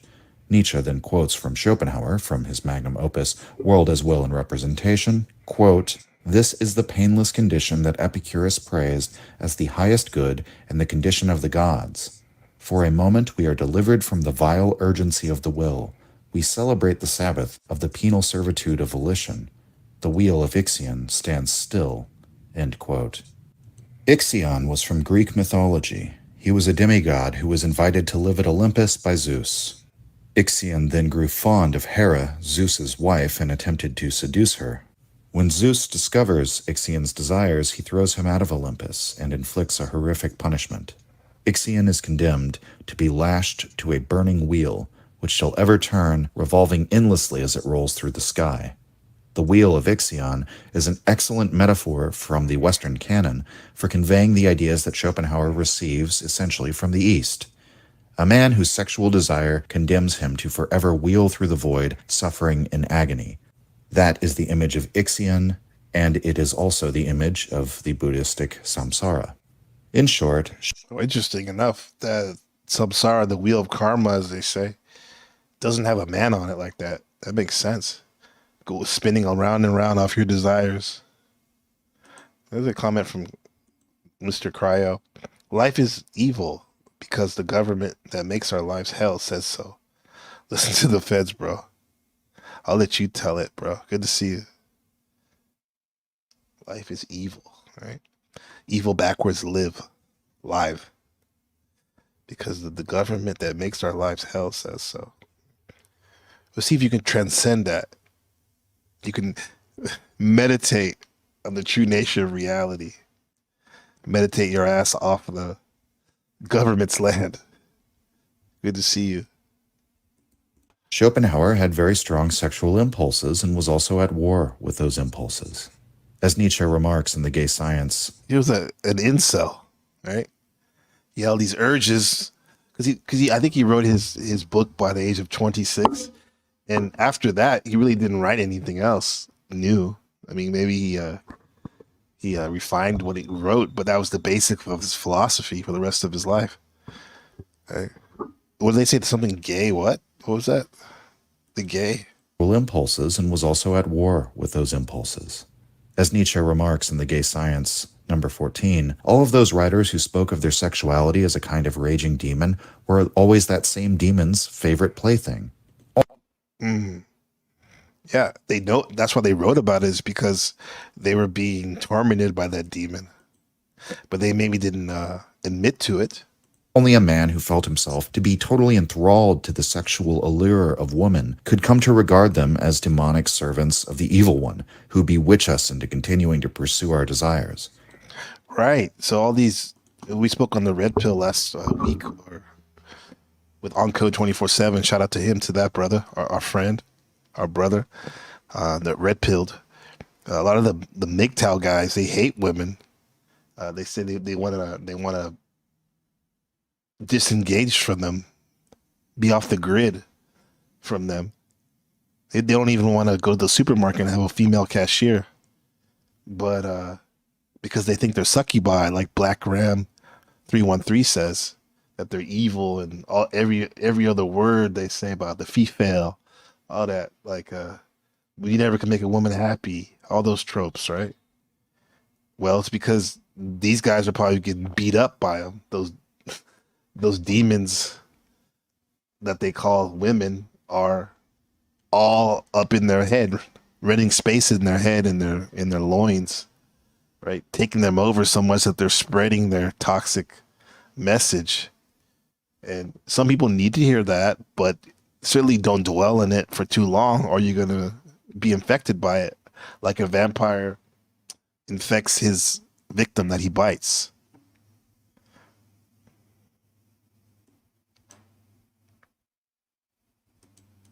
Schopenhauer's main problem in life is how he will find some reprieve from the sexual impulse that he hates so much, and he finds he has particular success by fixating instead on art. Okay, higher concept, right? A larger mind. A guy that dwells in the higher minds gets relief by thinking about something higher thought. Extreme aesthetics, a higher thought. The really subversive idea that Nietzsche brings to light here is that Schopenhauer's entire metaphysical philosophy of will and representation is this not just a confession of his own psychosexual melodrama? He said all there is the will. It's a driving force in the universe, your base desire, basically. It runs on autopilot. This is because he was so overcome by his base desire, the smaller things in life, you could say, that it oozed into his middle realm of thought all the way to the higher realm of thought, where he made a whole philosophy that a large part of the Western mind that we're currently running on program right now is using. But that literally came from his urges, his extreme urges he couldn't control. Some may say incel-like, Elliot Rogers type vibe. He authors a philosophy in which one escapes the will by means of representation. Perhaps the entire reason for coming up with this view of the world comes out of that fundamental need to find reprieve from his sexual desires within the still, desireless world of still life paintings. All right, man. It came full circle. People want connection. People want connection. So that's why they talk about people all the time. They talk these bad things because they want to stir something in the other person that someone else is not giving them, that they're not giving themselves. So they just talk about people, these smaller things. But they don't really want to call it for truly what it is. Probably if I had a good hang on the what was really going on in this quote unquote community, the panelverse, and was be able to talk shit about everyone, I probably would have a lot of viewers and whatnot, more than I have right now. But talking about these higher concepts, brings you out of the realm of what most people are used to and want, which is connection, right? Talking about these higher concepts is lifting you out of the mundane world of smaller mind thinking, which you may become dull, look like a dull dog, as the dude said, because most people are moved by only gossip because their life aren't very exciting, you know? But the true master is able to weave the gossip with the higher thoughts and also pinpoint it with talk on specific things and events. If you can do all that, you're a regular. I won't say Joe Rogan because he's a good podcaster, but whatever, bro. But you're a regular. Who's a good talker? What is he? Here's one right now. Station 33, Illuminati. He's good at that, weaving all three dimensions in one. It's nothing more than MySpace 3.0. I heard you say that, MySpace 3.0. It is, right? These panels are each person's friends list, right? Top friend list, or the people you go on the panel the most. Do some people have only one friend, like Tom, the creator? Okay. Those are the people probably that only go on their own panel. Okay. But strangely enough, I noticed like on Instagram and let's say Instagram and Twitter, it's almost like a flex in a weird way if you have thousands of followers, yet you're following no one or zero people, right? You're going your own way. You're a social media participant going your own way, right?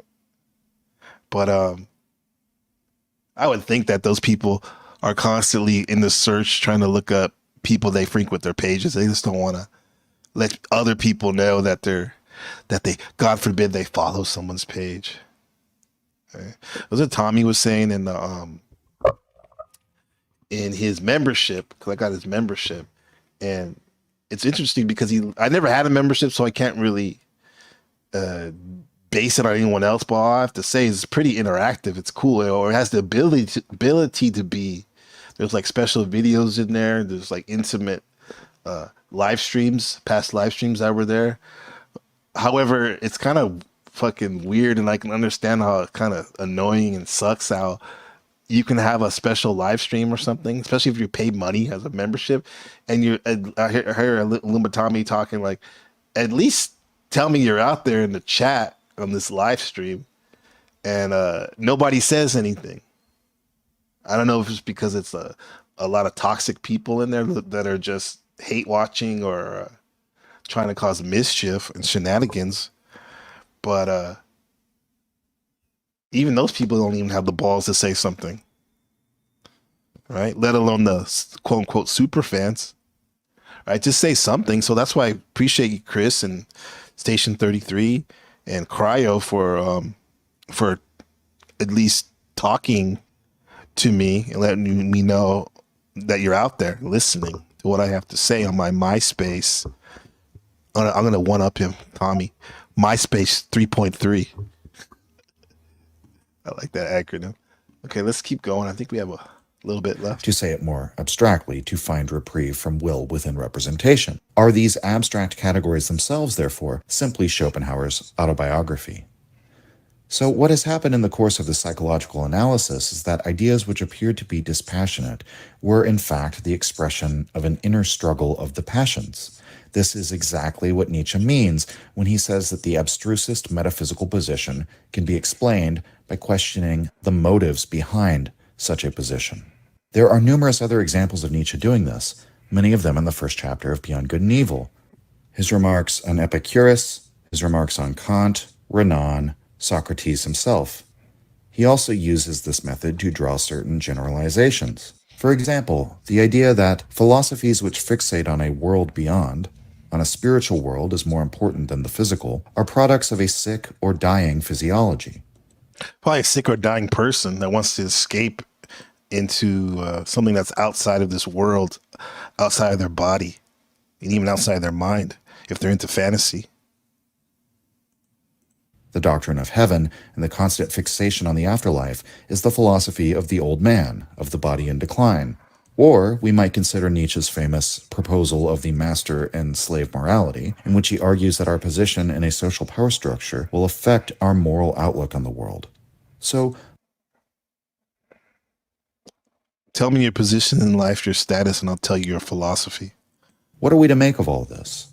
Nietzsche's great insight is that the ideas that someone puts forward are not actually separable from the person putting those ideas forward. If human beings had some truth-seeking faculty that allowed them to assess information. Truth-seeking, and then earlier Nietzsche had said that truth is another code word for power. Right? These folks that say they want the truth. And they may very well, however, the metaphysics behind it, according to Nietzsche, is the will to power. Power. Their power is not so much truthers. No attachment or motivation to the outcome, maybe then we could talk about ideas as separate from people. But when even our very perception of the world is limited by who and what we are, then we can't simply discuss ideas without considering the perspective that gave us the idea. In other words, to discuss ideas is to discuss people, because the idea is not some magical thing that dropped from the lap of being. It came from a physiology, from the perception of a given drive or impulse. It reflects more about the person who uttered it than about the world as such. And therefore, contrary to Buckle's adage, the great mind evaluates an idea first by considering the source of that idea. Great minds discuss people. And I'll one up the good people that made this pretty awesome video. I'll call him the professor, just gave up the mic to me. The Essential YouTube channel. I say brilliant minds discuss people. Because navigating the whole thing about you want to combine the talking about higher thoughts and ideas with talking about things and events, the middle mind, and then fusing it with talking about people and anecdotal evidence, right? I'll just say, yeah, we talk about people because people is incumbent of all those things, right? You need people to talk about events and things, and you need people to talk about higher ideas or something like that. Okay, so yeah, that was great. I like that video. I like our takes on it. MySpace 3.3 in the house. There's the link is down below if you want to come up and shoot the shit, aka speak about people, events, things, or higher ideas, all that shit. So we spoke about Nietzsche just now. We spoke about Midwest teachers are only fan models. Henry Buckley, who actually made that famous quote. Let's get into Lebron's Tequila, 1707. LeBron James. Yeah, well, LeBron James, man. A few years back, people had a lot to say about him. They were saying, some people were saying he needs to shut his mouth and just dribble the basketball. That was literally a quote somebody said. Some conservative when he was speaking up against some police killing, right? And LeBron James has been known to give a lot of money to the Akron school system where he's from, and they have a whole school that they use to in his name that he built. Looked pretty dope actually. Which granted, John Taylor Grotto, the great educator and truth teller, power teller, talked about how the school system, public school system, is basically like a babysitting place that's uses techniques from prison to indoctrinate your child, where they learn bad behaviors from the real people who are the real teachers, who are the students who teach them about power and whatnot. With that said, about the public schools are cool for some people. That's all they have. They can't homeschool. They can't go to a private school, go to a elite Jesuit high school like I did, second oldest west of the Mississippi. They can't go, to some of these charter schools. They go to public school, right? And in doing so, it would be cool to go to a school like LeBron made with his charity money, right? So shout out to those kids in Akron. It would be nice, though, that LeBron wouldn't have to be obligated by the NBA to give his charity money to specific charities that they can only approve, right? That's kind of weird, bro, how they do that. Specific charities, right?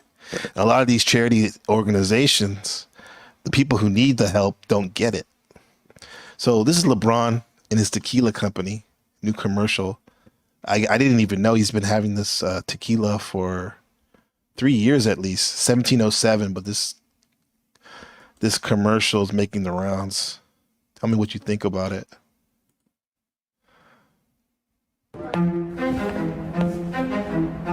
Two parts Lobo 1707 Reposado tequila. 1 part Lotte liqueur. Up. Okay, we're doing the James Bond Vesper Martini bit right here.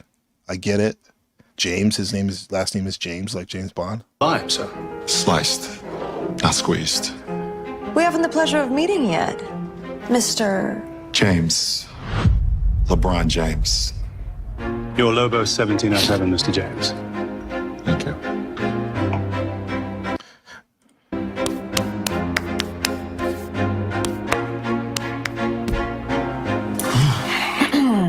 So I guess we're supposed to know like who she is. She is like an actress or something. Never seen her before that I can remember. LeBron had to do his little handshake and whatnot. They say a man's poker face is not his real face, but a face he uses to hide the face that he's afraid to face. So what face do you see now? Nice Zen koan right there. Well, I see in your face that you got a lot of work done, LeBron. Your beard, you got the Just for Men high caliber dye job, because you should be pretty gray right now, I would think. And you definitely got the hair service right there. What do they call it? The hair treatment or hair replacement going on. It would be interesting to see LeBron not care about the vanity so much, which I don't blame him, and see his gray beard he would really have by now, and see his big bald spot or bald head, because he has to shave his head to look somewhat presentable and neat. But now he wants to hold on to the youth right there, right? Remember when he was a rookie and came in on the Sacramento Kings? He almost was 1 assist away from a triple-double, right? And when he's playing for Cleveland, 18, 19 years old. Yeah. This outfit reminds me of that crazy shorts set he wore. He wore the blazer with shorts, and he had a big Birkin bag looking like the dude from, what's it called? Judas Priest, the guitarist.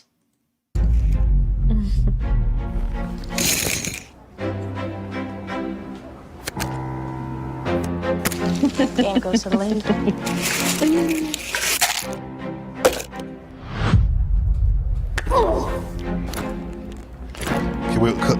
Okay, we're all doing the NBA shit. I stopped watching the NBA when they started putting like all that propaganda. Even though I'm not down with police killing black people or any people that don't deserve it. Shout out to my friend, rest in hyperspace, Eric, who was killed by the Santa Clara PD. But yeah, they're doing. I stopped watching it back then, a couple years back. But they're doing all the LeBron chest movement and bumps and shit, whatnot. Right? People that are locked in. They're going crazy at the NBA subreddit with this commercial.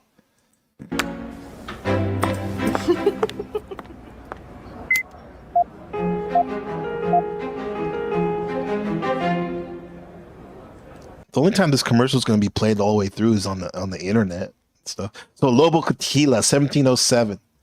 We got the 77, born in 1977. 15, 1 plus 5 is 6, flow, motion.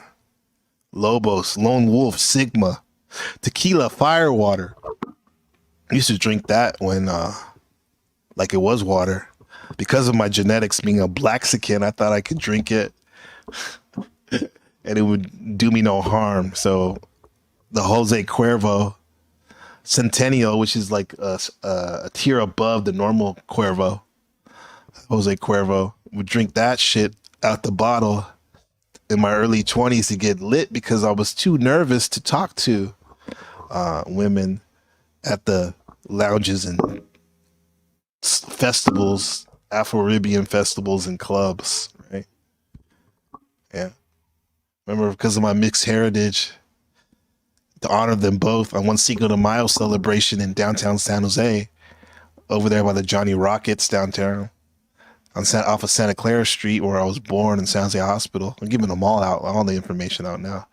Remember when I was like 22, I was guzzling the fire water Cuervo Centennial tequila, and then from my Mexican side, and then from my African American side, I was down in Alizé, Thug Passion, right?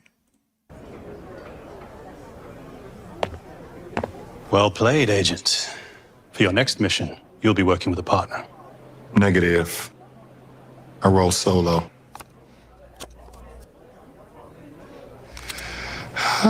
Draymond Green. That's his partner, huh? I guess they're supposedly they're good friends in real life, but they never played together because Draymond's been on the Warriors since day one. The year I got married, 2013, year of the snake, he came on the Warriors and they won the championship. Him and Steph and the boys and Clay. He's like crying and laughing at the same time. All right, that's enough of that. I mean, people are like, you need to make more LeBron. I mean, that was okay. I mean, I'm always not gonna hate on people. He's successful, right? He's taking care of his family and whatnot. Even though I heard some gossip about his wife, LeBron was not enough for him. So I don't even know. I didn't even tap in on that shit. So who's here right now? Oh shit. Neuro Jack, what's up, bro? No one joined the panel. Nah, they didn't join the panel. The opportunity was there. I don't know if they're scared or what. They just don't want to talk. It's all you. You're more than welcome to come up. It would be cool if you did. We can go another half hour, solid half hour, 30 minutes. We got a couple more things to talk about just to reset. We went over, this is Brilliant Minds Talk About People episode of the Book of Gabriel, NPC The Game Live. And we talked about the quote, about small minds and medium minds and huge minds, right? But now, and then we just got done talking about Nietzsche's series along with Midwest teachers, our OF models, some current events, and then Thomas Buckley, who had the actual quote attributed to him, and we just talked about 1707 LeBron's tequila commercial. So I guess we can get some more current events over there in what's that place called? Australia, the land down under. First of all, did you see him in the maid? Yeah, I saw that in the maid's outfit, but I think that's those are CGI, not CGI pictures, AI art, right? I seen him in tutus and dresses, and when we put them in a forum and stuff, and see what people think, it's like 90% of the people, they say that's some fake shit. So I mean, it's still funny. It looks real enough, right? It doesn't mean he doesn't do it. Just to be fair. At least Jordan has swag. Yeah, Jordan keep his mouth shut, right? Jordan tried to get out my friend. I won't even tell you about him and what Nancy told me, but let's keep it at that.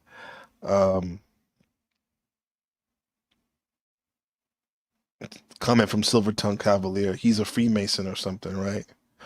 Who, LeBron? Probably. Anyone with success is, right?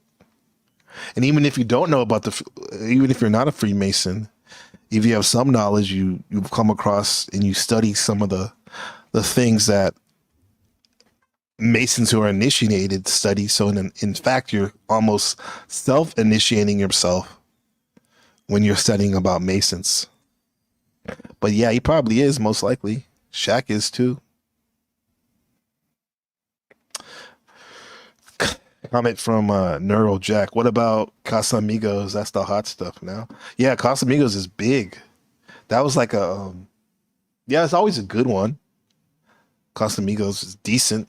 Mid-tier, lower mid-tier tequila. I would say Don Julio is a higher tier, and Patron, that was like lower tier tequila back in the day. That shit was fucking fire though. You could take like 3 or 4 shots, and depending on your tolerance, that last shot you take when you know you shouldn't have took it, oh man, you feel like you're about to throw up in your mouth. Right? You said you like tequila? Yeah, it's good stuff. It's good because, I mean, who likes to taste the taste of alcohol is more of a it gets the job done fast and hard when I'm trying to change my consciousness, because that's what I'm trying to do. Change my consciousness when you drink, right? You're picky. What do you like? You like Casadoros is the only cheap one. That is cheap. You can get Resputo with the with the elk on it, the deer on it. That's the one that for many years was like a higher tier one for straight Mexicans from Mexico. This is a good one. Resputo, pretty smooth, I guess. Stuff I can drink. It says stuff I can drink. Shout out to Steph Curry and the boys. Comment from Neurojack. Steph Curry is the last one who kept humble, I think. Yeah, he keeps it pretty based and humble about keeping a low profile for the most part. He don't talk much. He just does his job. What they call him, the baby face assassin. There was this one shirt I wanted to get when they won their first championship. I was telling you when I got married in 2013. Well, I moved to Oakland 2013. I got married a couple weeks before on 12/12/12. But so I lived in deep East Oakland on 79th Avenue a few places back. I mean, a few about 5-7 minutes away from the Oakland Coliseum in deep East Oakland, and people used to sell the T-shirts, the bootleg T-shirts, and one of them had Steph Curry looking like Malcolm looking out the window with the AR-15. And it said "Babyface Assassin." I remember that shit. That's what you drink. I'm gonna give a shout out to our friend Neurojack. What are you drinking, my friend? I got you. That's what I got on here for. I got for this. Ready? Here we go. Ready? Oh, you got it. Casadoros. Very nice. What's on the cover? Is that a wolf or a deer? That's the elk or deer or whatever it is. Oh, the elk. Yes. That's it. Bro, it's been so long since I drank it that's like a new refurbished logo, looks like. Yeah, I had this bottle a couple years because I don't drink that much. That's like me for like a couple years.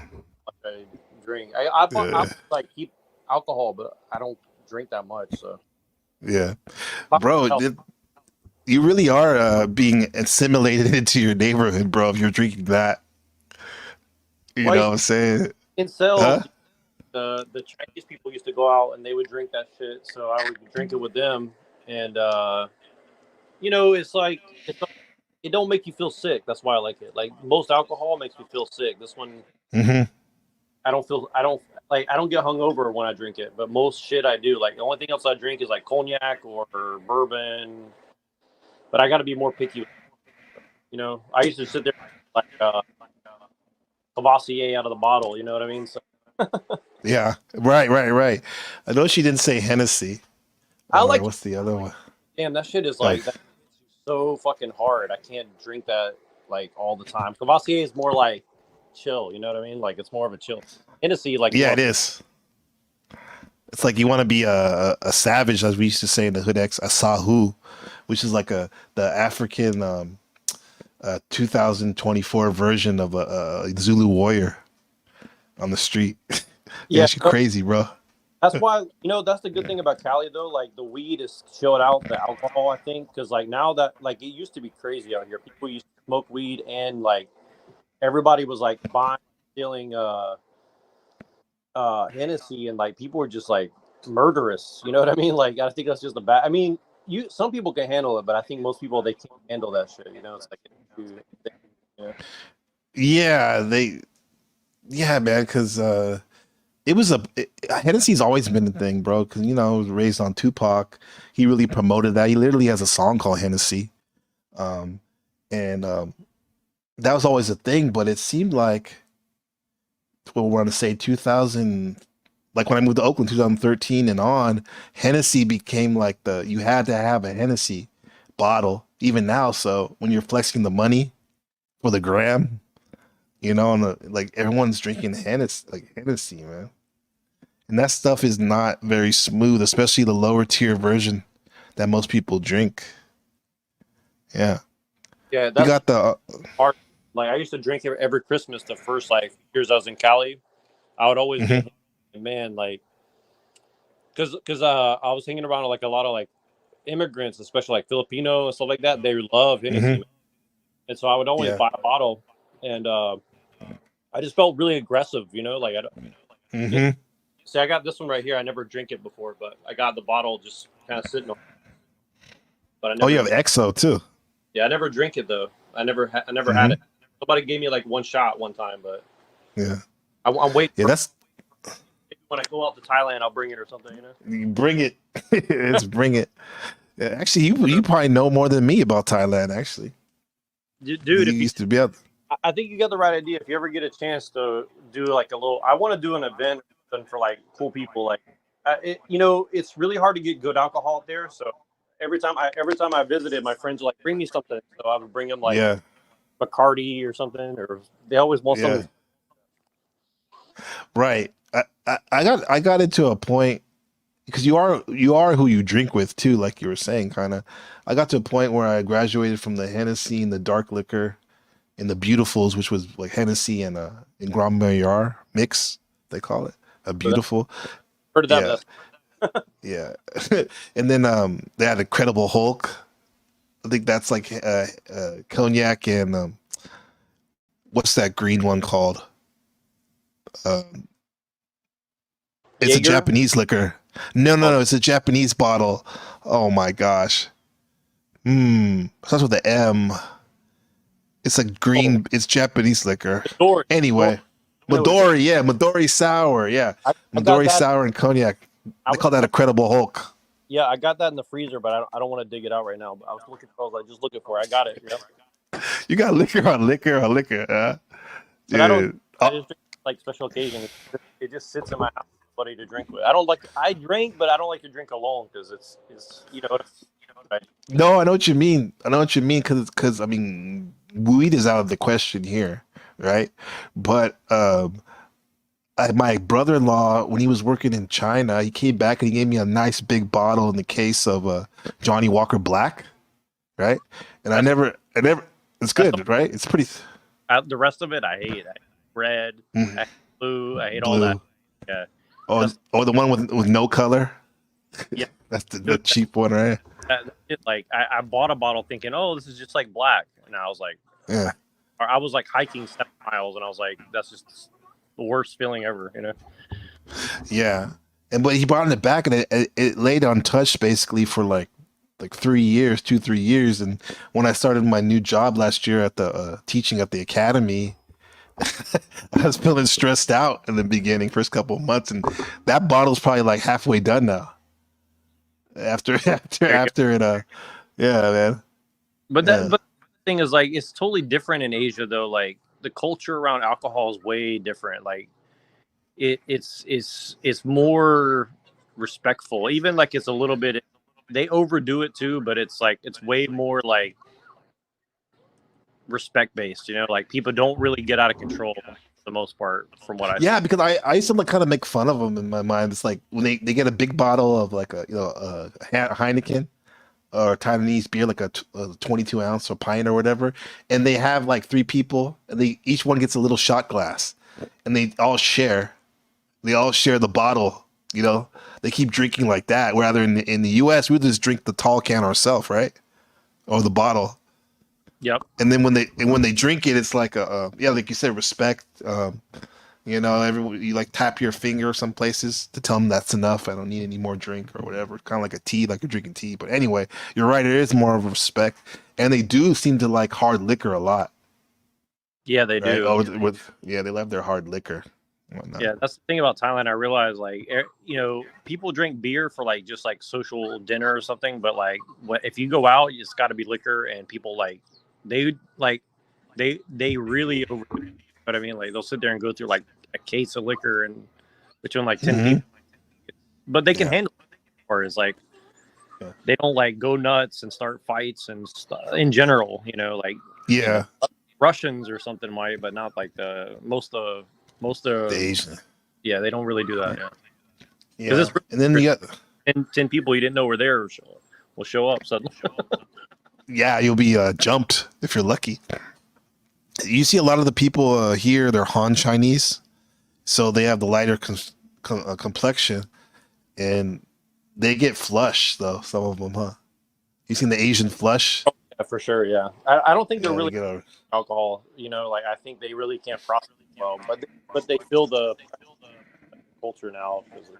Yeah. Yeah, and it's funny that people would get mad about that. Like they're like, "Fuck, I'm a younger person." They'll be like, "I want to be able to drink," but actually, your body probably telling you that's kind of don't fuck with that shit. I used to be able to drink so much, but I know I used to be like kind of proud because I could handle it. But like the older I get, it's more and more I'm like, I mean, it's not that I wouldn't get super drunk. It's just like I don't really put myself in situations where it's appropriate. So it's like, no, exactly. It's a social thing, right? If you're gonna party, like but I don't party anymore. I don't have that many celebrations like that. I would love to. Like I'm real picky. Me too. I trust. If it's people I really trust, like I have no problem. But it's very few people because I'm pretty wild when I drink, but not extreme not fighting and stuff like that. But I can get really. I joke a lot, right? But the thing is, some people don't do that very much. People don't like to be messed with sometimes. So it's yeah. As long as you're not a mean drunk. But if you're just having fun and talking a little shit, I've never funny. That's fine. I mean drunk, but that's the thing is you don't really know how people react until they drink, and people shock me. I only like to drink around people like me who can one of the only people I would drink with was my old coworker because he could keep up with me, drink more than me, but he wouldn't do something stupid. You know what I'm saying? Right. But people, when they hit that level, they will, right? And I can't be around people like that because it's just so unpredictable. One time I was out with them, and then their other friend is a nice guy, but he's a gangster guy, so he just pulls out these two he had 2 9mm stuffed in the thing we didn't even know. And this dude said one thing to him. He just pointed it right in this guy's face, and we're like, "Whoa, what the fuck?"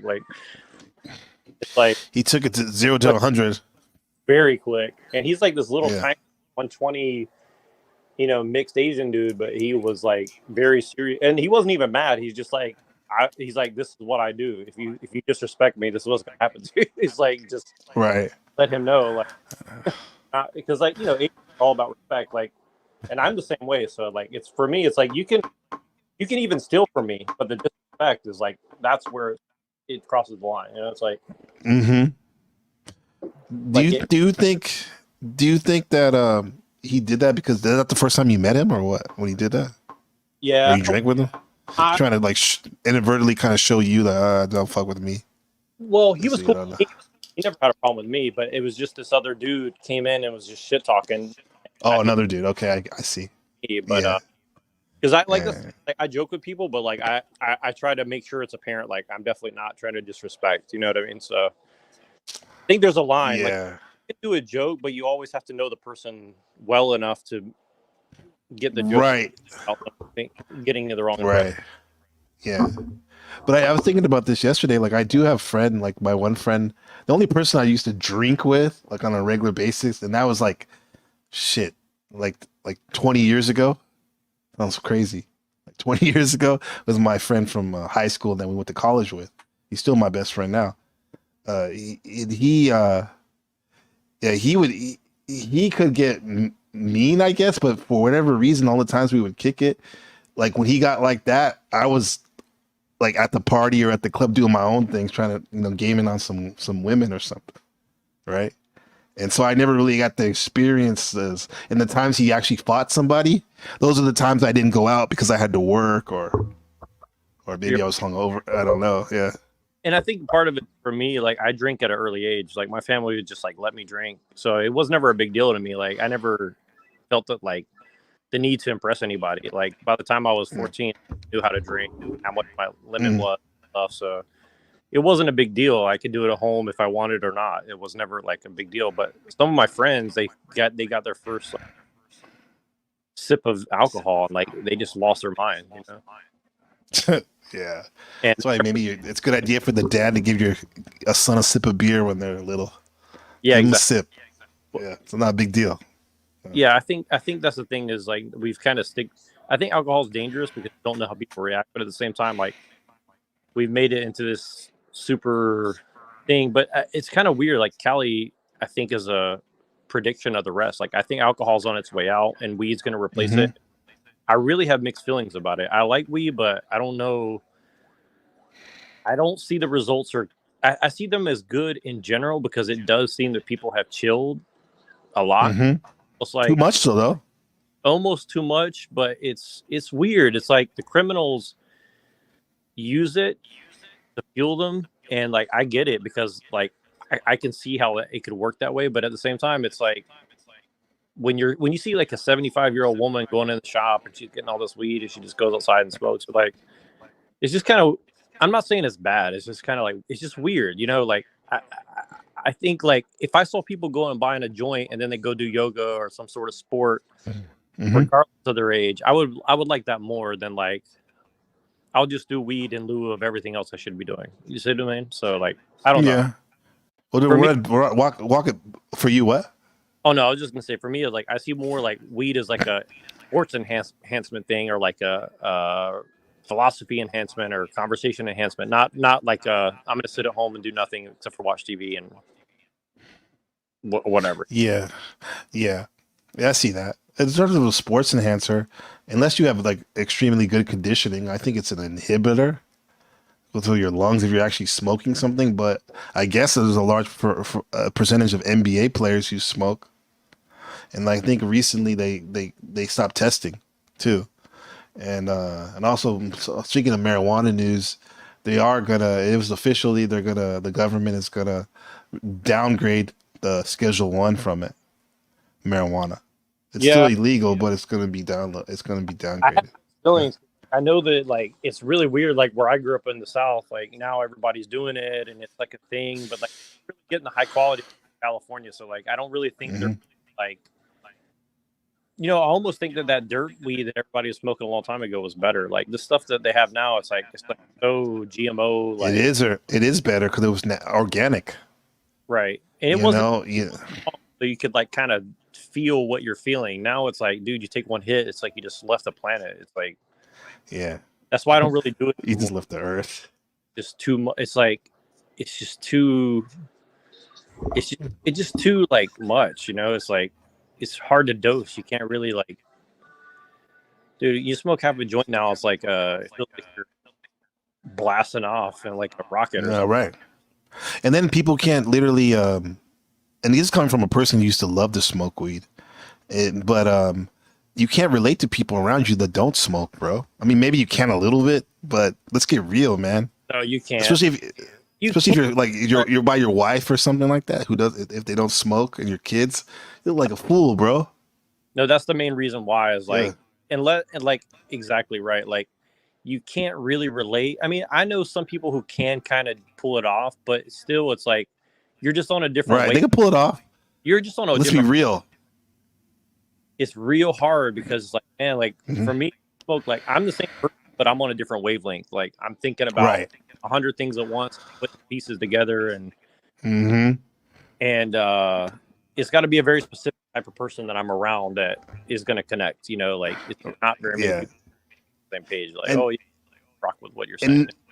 In neuro, even having the conversation we had, if one of them was high, like I'd probably be like even if I smoked a lot, I'd be kind of like a little bit self-conscious at times, or maybe overly confident too, or like speaking too much when I should be like, so it's like it's like you said, it's great for philosophizing and like getting ideas out and stuff like that, but I think it's gotten way out of hand for everybody.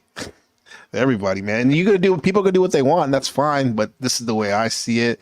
Having stepped away from it, I'm not I thought I would never be able to quit coming from Northern California, which is part of our culture, as you know. It's a big part of our culture. But I was able to get into other things that were cool.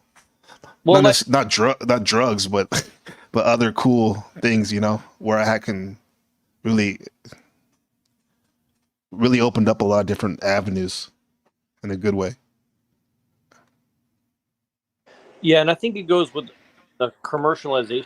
Like personally, I'm a fan of the commercialization for one reason, because I think safety has gone up. I think they have a higher quality in general, but at the same time, like now there's always been that criminal element. Like I had a lot of opportunity to like get involved in the cannabis industry, and like I always said no, because it draws in a certain element of criminality, Mhm. and never just the weed, right? It's never just always something else wrapped up in it. So, and like I get uncomfortable with that. You don't know really where they're from. You don't know really who's attached. You don't. Yeah. And I think a lot of people they want to be naive about it, but we all know, especially if you're out here long enough, you see that like there's a lot more to this. Exactly. There's more you can be doing. Yeah. Yeah, because out here, even you wouldn't like weed's not legal. It's a severe punishment. However, like a lot of foreigners do that. They do it. They still have their weed smoking communities. And there was maybe 4 years ago, no, 6 years ago, out here there was a group of guys that were selling weed in Taipei up north, and they had their little business going, and two of the guys got jealous of the Canadian Indian dude, not Indian meaning like red dot, not feather, that was making a lot of money off of it. And there was this Jewish guy named Lex Diamond, and a Jewish American dude, and then this black dude from America. And they decided to not only rob but kill the Indian dude to take over his business over weed, bro, in Taiwan. This was a crazy ass story, man. And they ended up luring him out to under a bridge and killing him, and then fleeing to the Philippines, but they ended up getting caught, and it was just crazy. And I was like, damn, over weed, bro. They did that shit. Yeah, it's wild, man. So that's why I'm against the whole thing in Thailand. They tried to make it legal there, but there's too much. Like the thing is, like you're trying. If you start inviting international crime into Asia, it's too messy, man. People don't realize like it's a different ball game out there. Like it ain't like back home where you can work. No, it's not. Like I think people don't realize like, over there that they really don't play, and most of the time the people are nice, but they will get you. Like you won't see it coming. Let's just put it. Right. You won't see it. Yeah. What's going to and it's funny because a lot of times it is actually not the locals. Like in Thailand, a lot of times it's not the locals that are involved directly. Like they're on the lower level, but it's a lot of Jews or Russians or something, and they're syndicates out there. Yeah, and I'll tell you this: what I heard allegedly, and I'll say allegedly, right? I heard actually because not that many, I don't think locals smoke, but allegedly it's the police that actually distribute shit to the foreigners. Well, that's exactly, I think that's how it is in Thailand too. To be honest with you, like I can't confirm, but I've heard the thing, and that's the thing. It's just the stories I've heard. Just put it out there. Yeah, whoever's listening. But that's the thing is they have all the leverage because they can always make a call. You can't. See, Exactly. You know, Yeah, they yeah, got yeah. a phone call. You're dumb. If you're dumb, That's you're stuck. You know, like.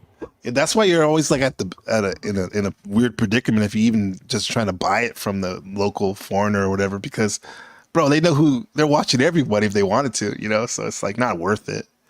As it is, that can make you paranoid smoking. So why on top of that you're gonna put that in your consciousness and chase paranoid awareness? Well, that's the thing in Thailand. Before it's legal, but as long as you buy it and you do it at home, nobody cares. But once you take it out in public and you're trying to do it out in public and everybody sees it, like that's when everybody watching it. Like, Kind of disrespectful. yeah, exactly. It's all about respect. Basically, Yeah.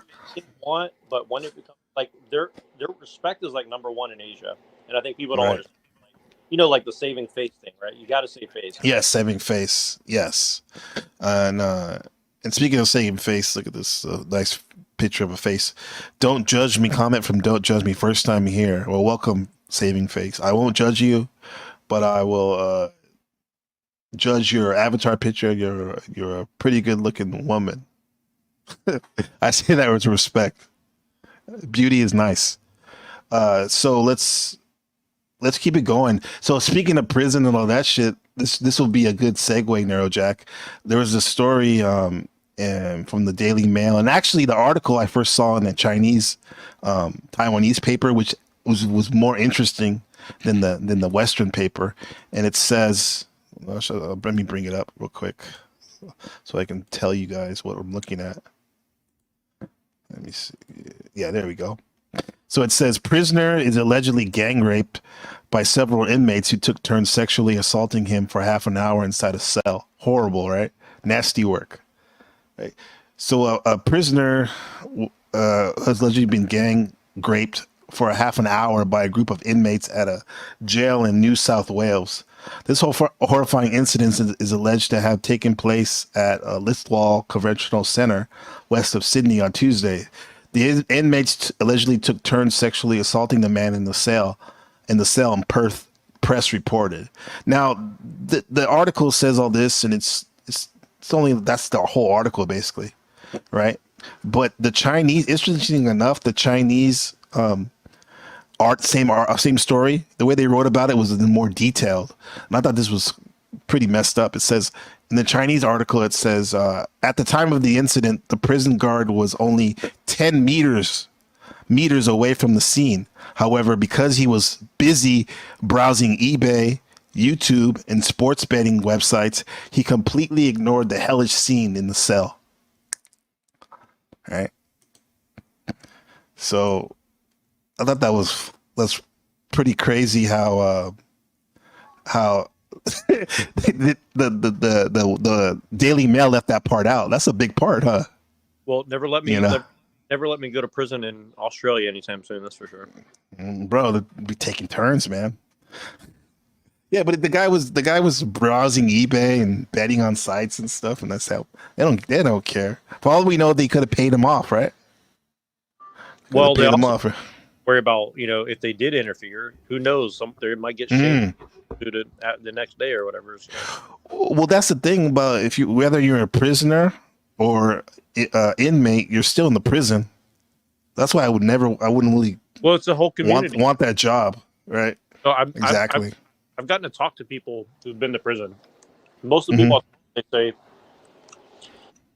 it's basically just like the outside world with walls.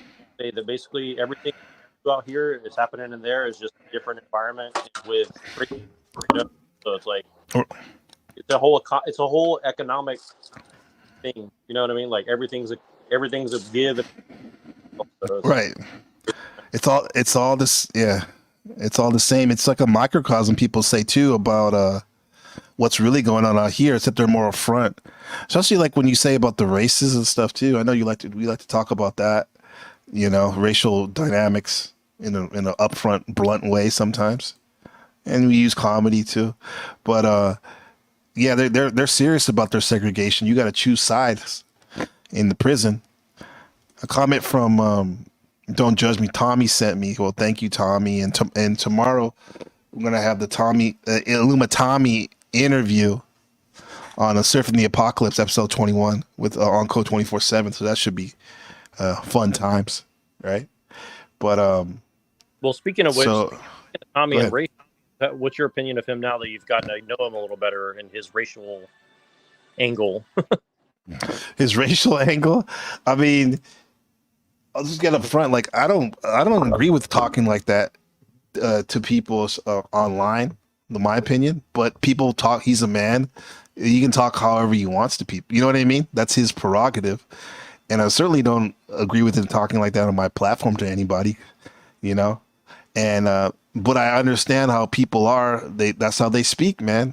And people say all kinds of wild shit, especially when they're angry. And I've noticed he uses those words when he's very angry at people, and he has, in his world, he has a lot of people to be angry with.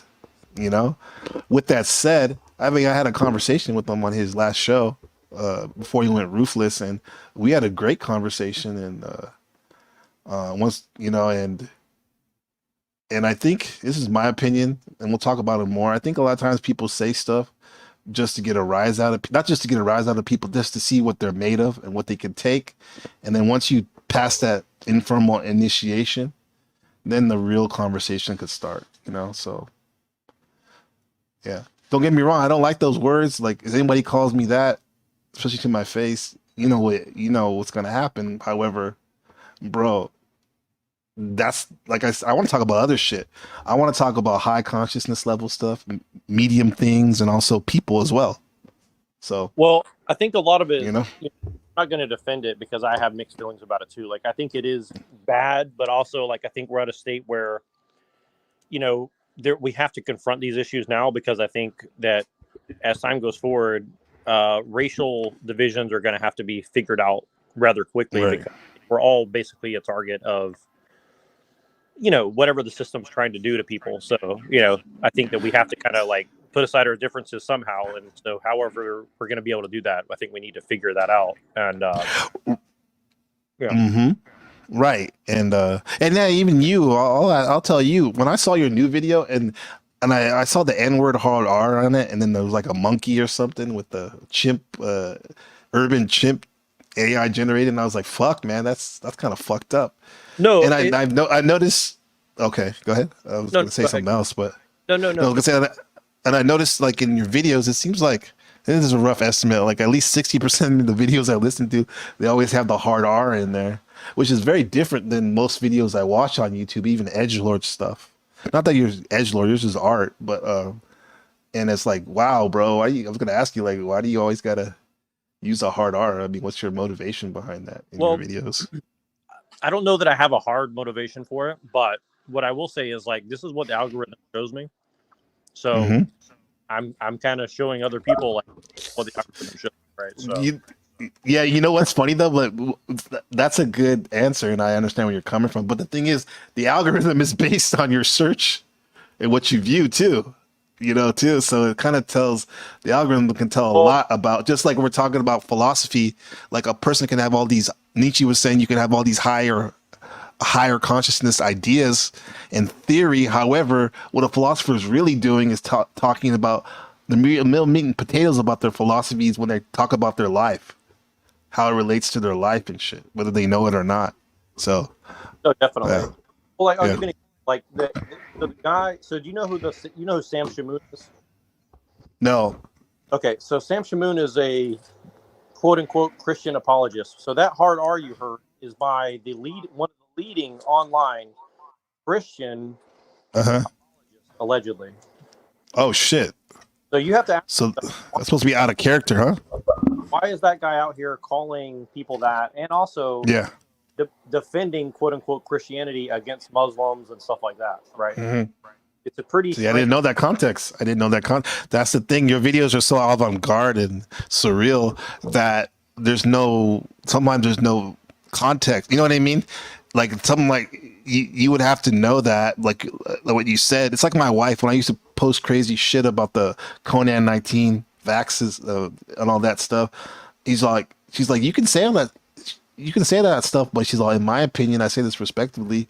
Why not put some context in the caption, like when you put those memes? But I'm not saying for you to do it. I'm just, this is but that's wild though, that guy's saying that. Yeah, and then like with the pimp out thing, like so there's a common thing going on in the, I guess, the former white nationalist circles that used to be alt right. A lot of them are talking about in the future you won't be able to know who's an AI or not without asking somebody to say the hard R as proof that they're not an AI.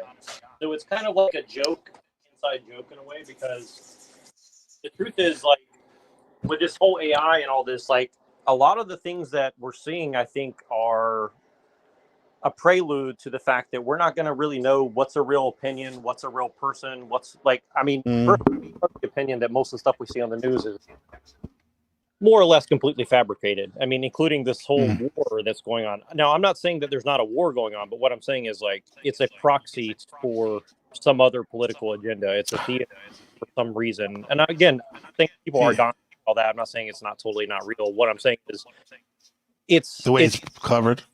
Yeah, there's a theatrical production value going on. Yeah. What I'm not sure, but there's definitely something of that going on. We call it on this channel, we call it Masonic sorcery theater. Yeah, which is like social engineers like trying to move your assemblage point of your perception into a certain way of thinking. And I see it on here because whenever something happens, like China will do a bigger military drill than they usually do out here in the China, the Taiwanese Strait. And people back home will call me, "Oh my God, are you guys okay? Is there a war?" It's like, because the Western media is pushing that.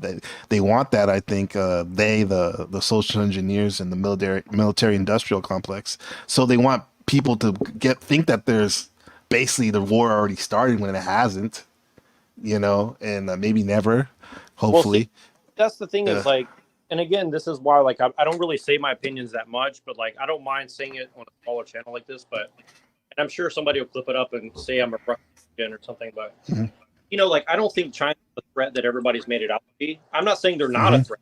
I don't think that they're the threat that assuming they are. Like, I think it's that not, bro.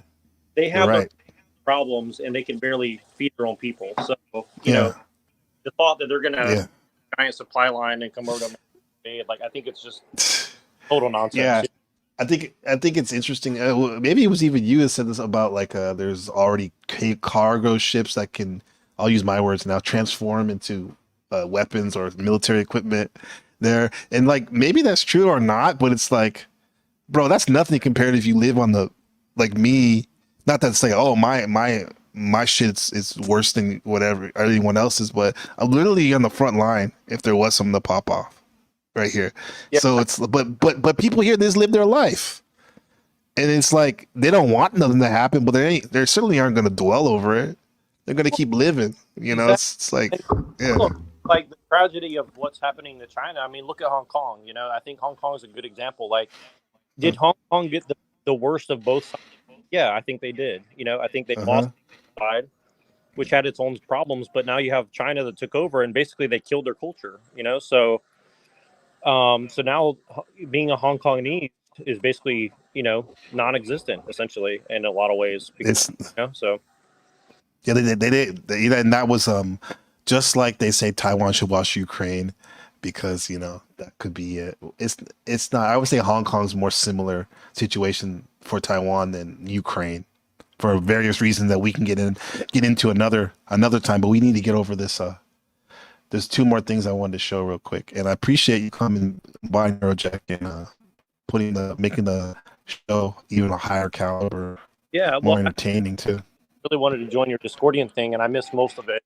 And you know, I really intended to do that. I just had a lot. I've had a lot of stuff going on this week, and also I know the racial stuff is also like confusing to people. And like to be honest with you, I've done it for I think good reasons, but I also understand we're not going to see that. And I think if I explain it, it's going to ruin the reasons that I do it. But at the same time, like, you know, I think that, you know, I don't want people to think that I hate people because of this color of their skin, or I think that that's retarded. But at the same time, I think we have to acknowledge that we all have differences.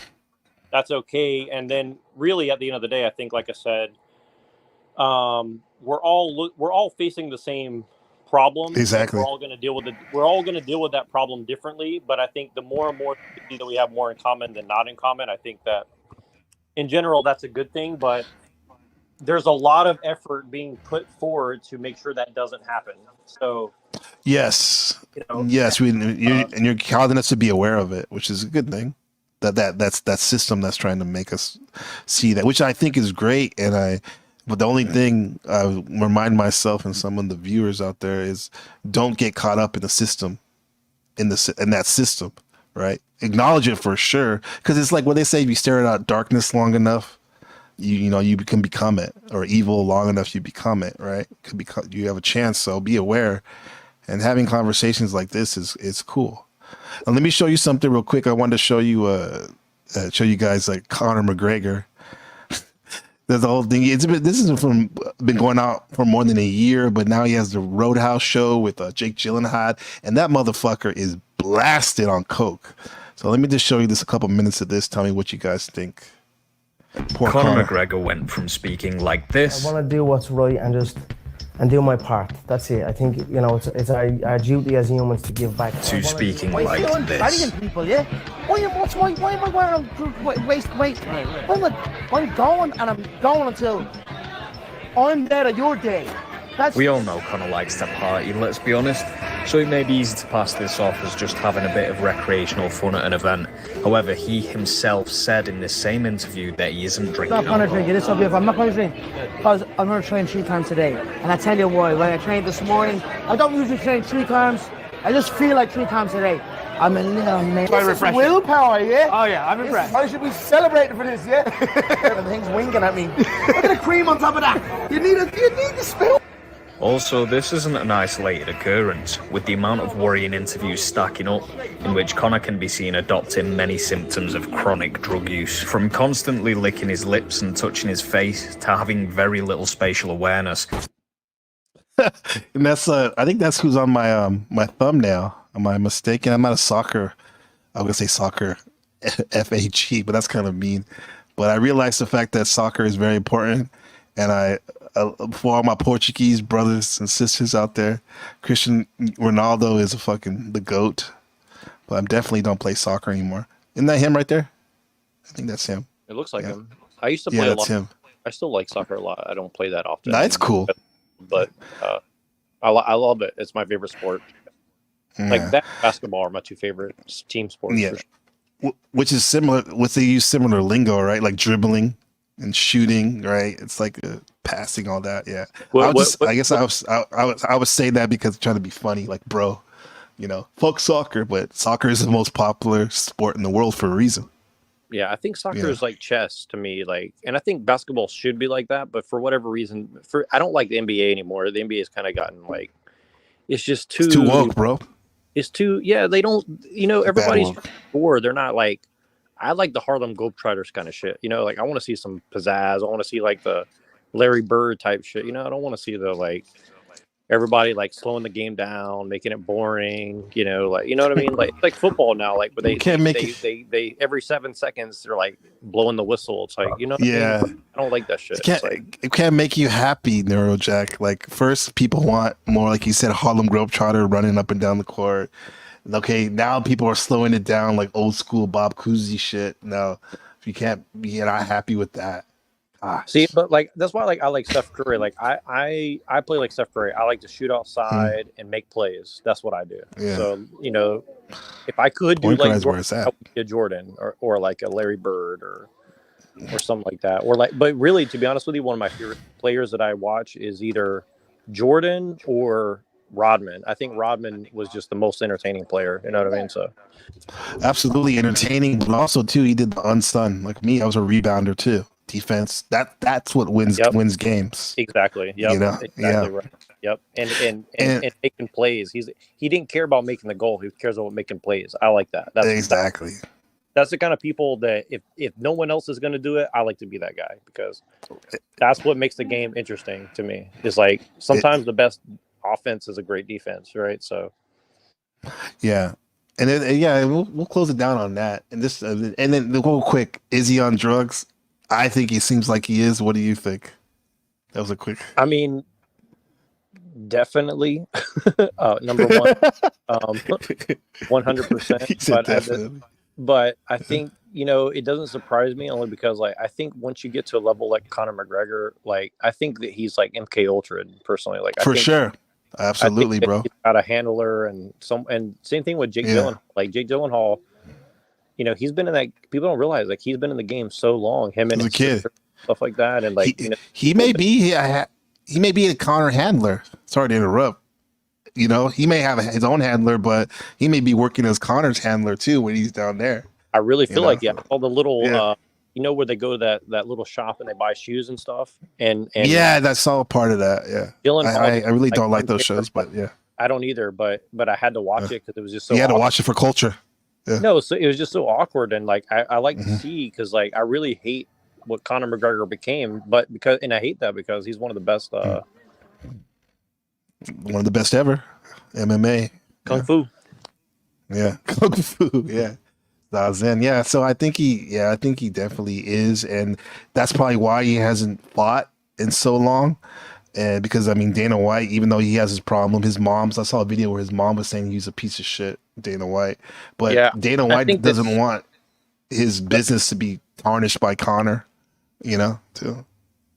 Well, when Conor did that thing where he threw the thing into the window, like The garbage or whatever can or I whatever kind that of was. lost Yeah. respect for him based on that because like that's where Yeah. you're going up the line to me. It's like Yeah.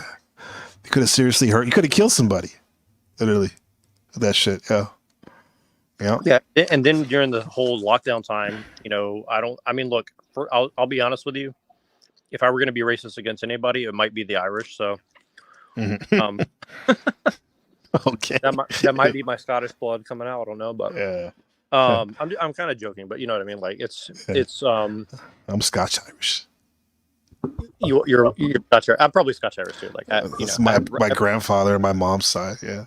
I have red hair people in my family, so you know I'm probably Irish too. But I just say that because you know, like a lot of the things that go on in Ireland, I think people like their politics is so corrupt. Like I think people really don't realize how corrupt it is, and I think that Irish mob thing is like a big threat to everyone. So that's just my personal opinion, but you know, Let's talk about that next time you come up, and then some other things that I wanted to ask you too, about the Irish mob and all that.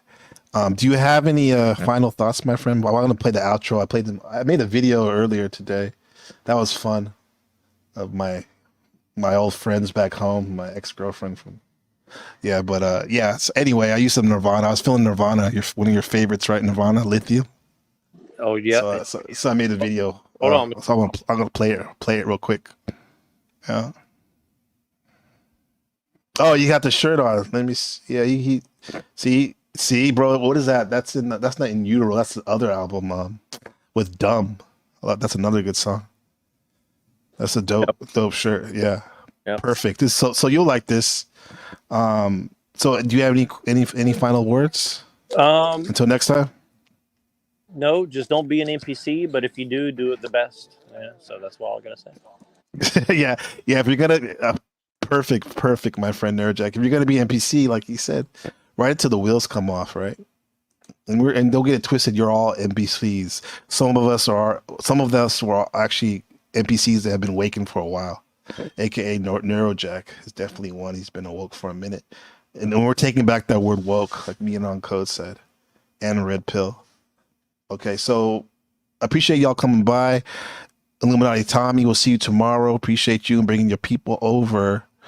Don't judge me and Chris and come by machines. Please do, because I want to Today? I want to readdress the Discordianism with you. But okay, yeah, it's today, right? Okay, so yeah, let me go pick up right now. Benjamin. Well, thanks for reminding me, bro. Appreciate that. You'll see me over there. I'm gonna pop in, and then here once again, this has been NPC the Game, Gabriel Blaxican Carbo, and we went all over all these topics. LeBron 1707 tequila commercial, prisoner gang raped in Australia, Conor McGregor, is he an addict? We had some Nietzsche, Schopenhauer, and OnlyFans model teachers trying to get that Skrilla, right? And then we're gonna end it with the premiere second showing of my new remix video of Lithium, right, by Nirvana. Peace.